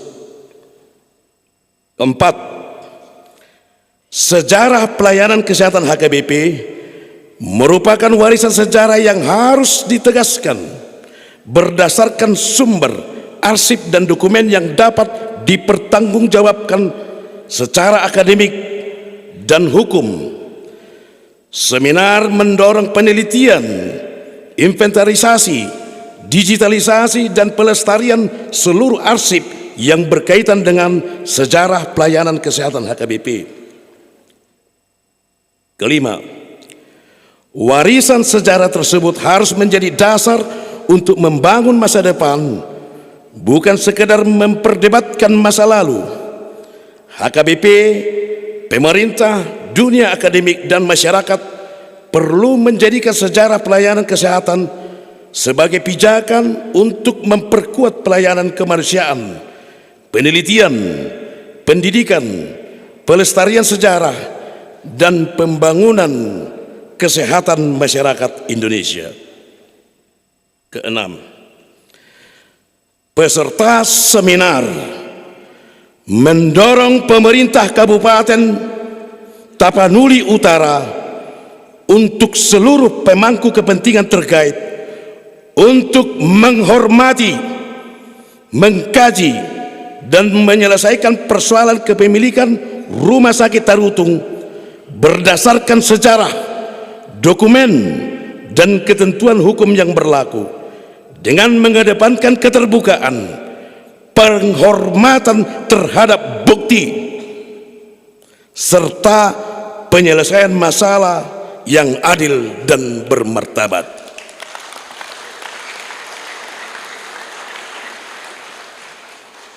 Demikian komunike seminar internasional dan diskusi publik tentang sejarah dan warisan pelayanan kesehatan HKBP di Tanah Batak sebelum berdirinya NKRI. Dengan ini juga atas nama OPUYE-FORUS HKBP disertai Kepala Departemen Koinonia, Kepala Departemen Marturia, dan Kepala Departemen Diakonia, kami Sekretaris Jenderal HKBP dengan resmi menutup seminar internasional ini.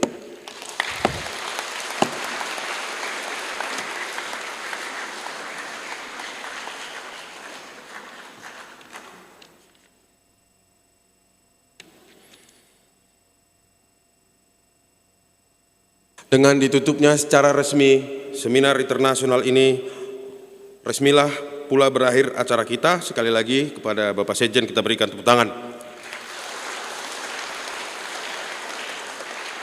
Sebelum kita melanjutkan ke doa penutup, ada beberapa pengumuman yang akan disampaikan oleh Sekretaris Panitia pada Pendeta Vero. Kami persilakan. Terima kasih kepada Bapak Ketua Umum. Pengumuman kepada Amang dan Inang, bagi Amang dan Inang yang telah mengikuti seminar internasional dan diskusi publik ini yang membutuhkan e-sertifikat, kami harapkan kesediaannya untuk mendaftarkan diri melalui Super App dengan mencantumkan nama, email, dan nomor WA yang akan kami tunggu sampai esok hari di tanggal 25 Agustus 2026. Kemudian pengumuman yang kedua, Amang dan Inang, nanti setelah selesai doa penutup, panitia menyediakan makan malam bagi Amang dan Inang yang mengikuti seminar ini. Panitia seksi konsumsi telah mempersiapkan makan malamnya di beberapa titik di pintu keluar, jadi Amang dan Inang boleh dengan teratur nanti keluar dari ruangan auditorium ini dan mendapatkan makan malam dari panitia seksi konsumsi. Terima kasih. Untuk menutup seminar internasional dan juga diskusi publik ini, kita akan ada doa penutup yang akan dipimpin oleh Inang Pendeta Dorcas Pasaribu. Kami persilakan.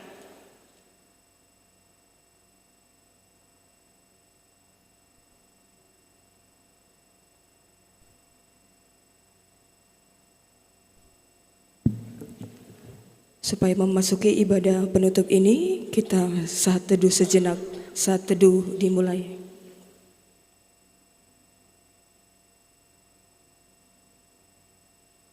Amin.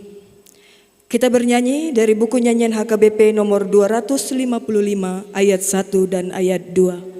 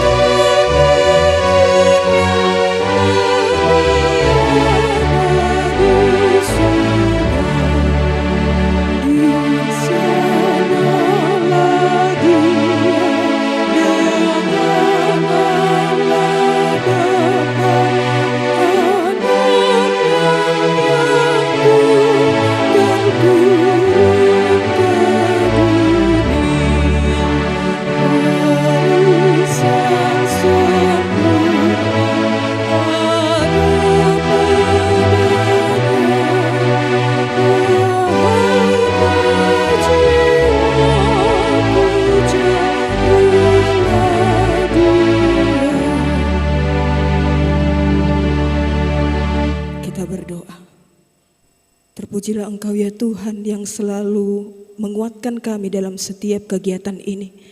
Sampai pada penghujung acara kegiatan seminar ini Tuhan, Kau masih bersama dengan kami. Maka dari itu bawalah kami dalam ibadah penutup ini Tuhan, untuk kembali memuliakan nama-Mu dalam ibadah ini, dan juga mendengarkan pembacaan firman-Mu. Di atas segalanya ampuni dosa dan kesalahan kami. Hanya di dalam anak-Mu Yesus Kristus kami berdoa. Amin. Firman Tuhan yang menyempurnakan dan untuk menutup rangkaian kegiatan kita di petang hari ini didasarkan dari Lukas 7 ayat 18 sampai 23. Marilah kita membacanya secara responsoria. Ketika Yohanes mendapat kabar tentang segala peristiwa itu dari murid-muridnya, ia memanggil 2 orang dari antaranya dan menyuruh mereka bertanya kepada Tuhan, "Engkaukah yang akan datang itu, atau haruskah kami menantikan seorang lain?"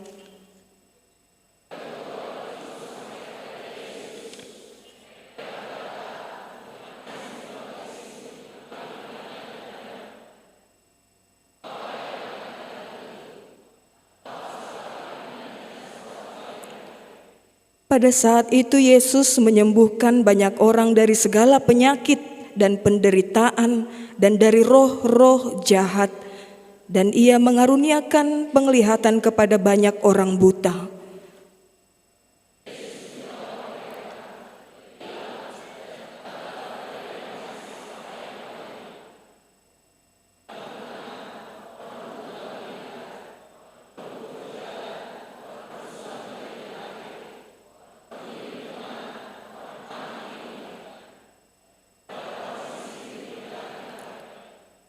Dan berbahagialah orang yang tidak menjadi kecewa dan menolak Aku. Demikianlah firman Tuhan. Berbahagialah orang yang mendengar firman Allah serta memeliharanya. Amin. Kita bernyanyi dari buku nyanyian HKBP nomor 467 ayat 1 dan ayat 4.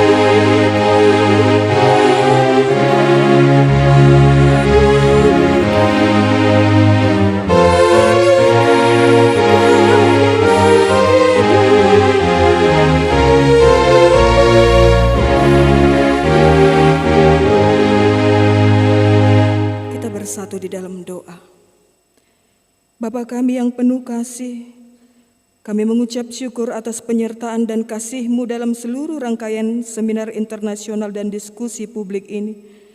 Kami juga bersyukur untuk setiap pengetahuan dan kesaksian mengenai sejarah dan warisan pelayanan kesehatan HKBP di Tanah Batak sebelum berdirinya NKRI.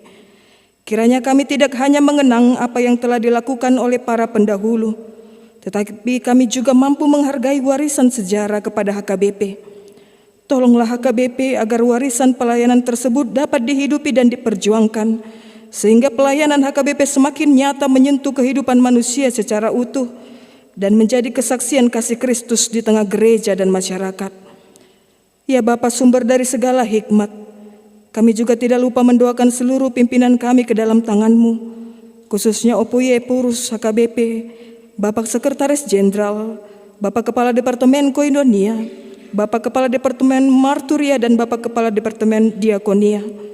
Karuniakanlah kepada para pimpinan kami hikmat dan kekuatan yang daripada-Mu dalam menjalankan tugas dan tanggung jawab pelayanan. Tuntunlah supaya setiap keputusan dan kebijakan sesuai dengan kehendak-Mu, dan itu semua demi kemuliaan nama-Mu.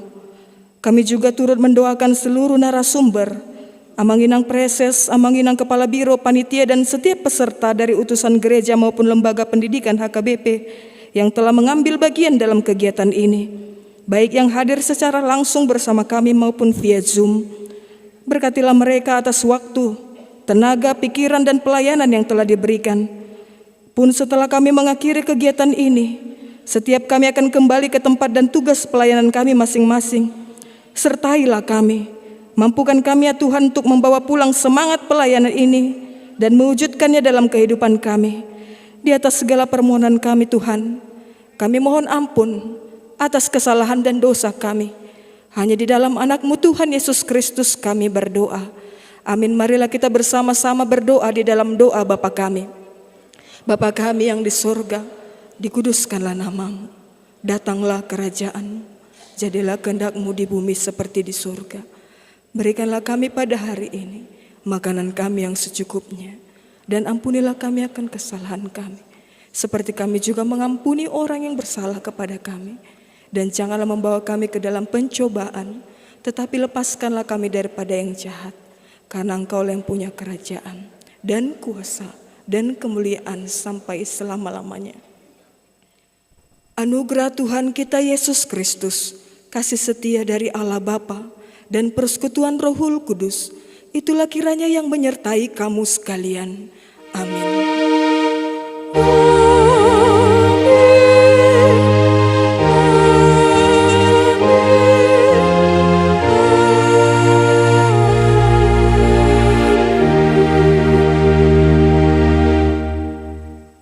Shalom.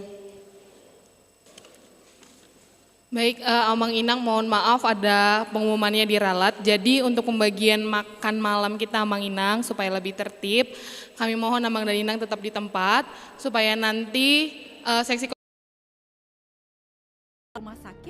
rumah sakit pembantu, poliklinik, penyediaan obat, hingga pendidikan tenaga kesehatan. Dalam perjalanan sejarahnya, sejumlah fasilitas kesehatan peninggalan RMG sempat diambil alih oleh pemerintah sebelum kemudian proses pengembaliannya kepada HKBP dilakukan. Namun sejarahnya tidak berhenti di sana. Pada 20 September 1954, pemerintah melalui Menteri Kesehatan bersama pimpinan HKBP mengambil keputusan bersama mengenai pengembalian rumah sakit dan fasilitas kesehatan tersebut kepada HKBP.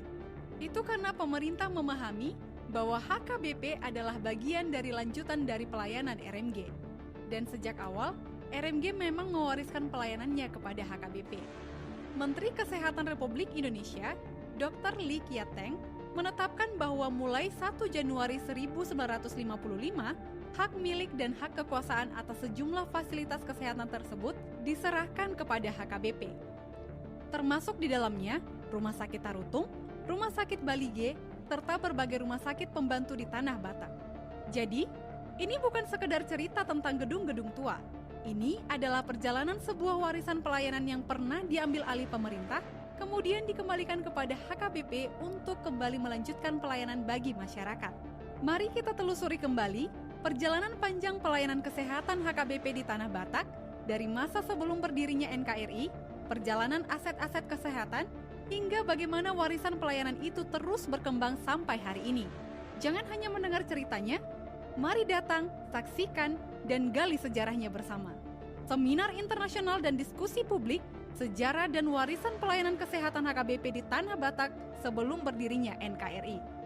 Yang diselenggarakan pada hari Senin, 24 Agustus 2026, pukul 13.00 hingga 18.30 WIB, di Auditorium Seminarium Sipoholon, Tapanuli Utara. Atau ikuti dan registrasi melalui Super App HKBP di handphone Anda.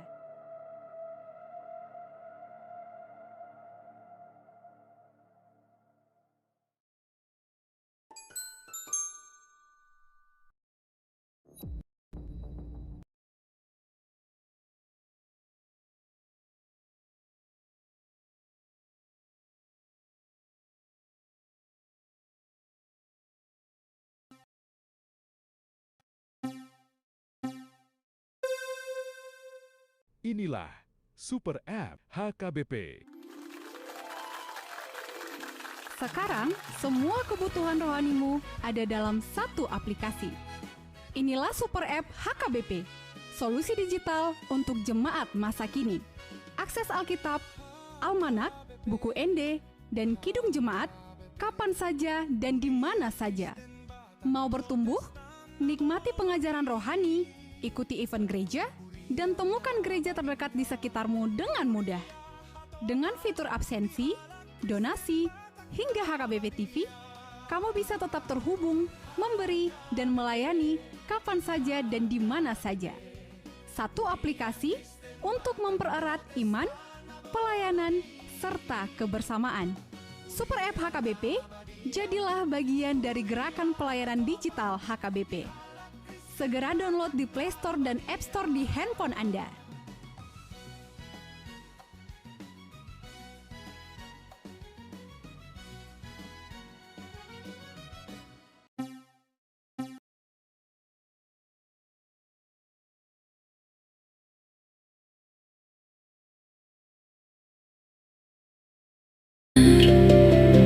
Sudah binatang siang desa Ganup sapasang bongo tu parau dihicu de batama pitu ni parau ala nana eng rumah rimas ni de bata doap luga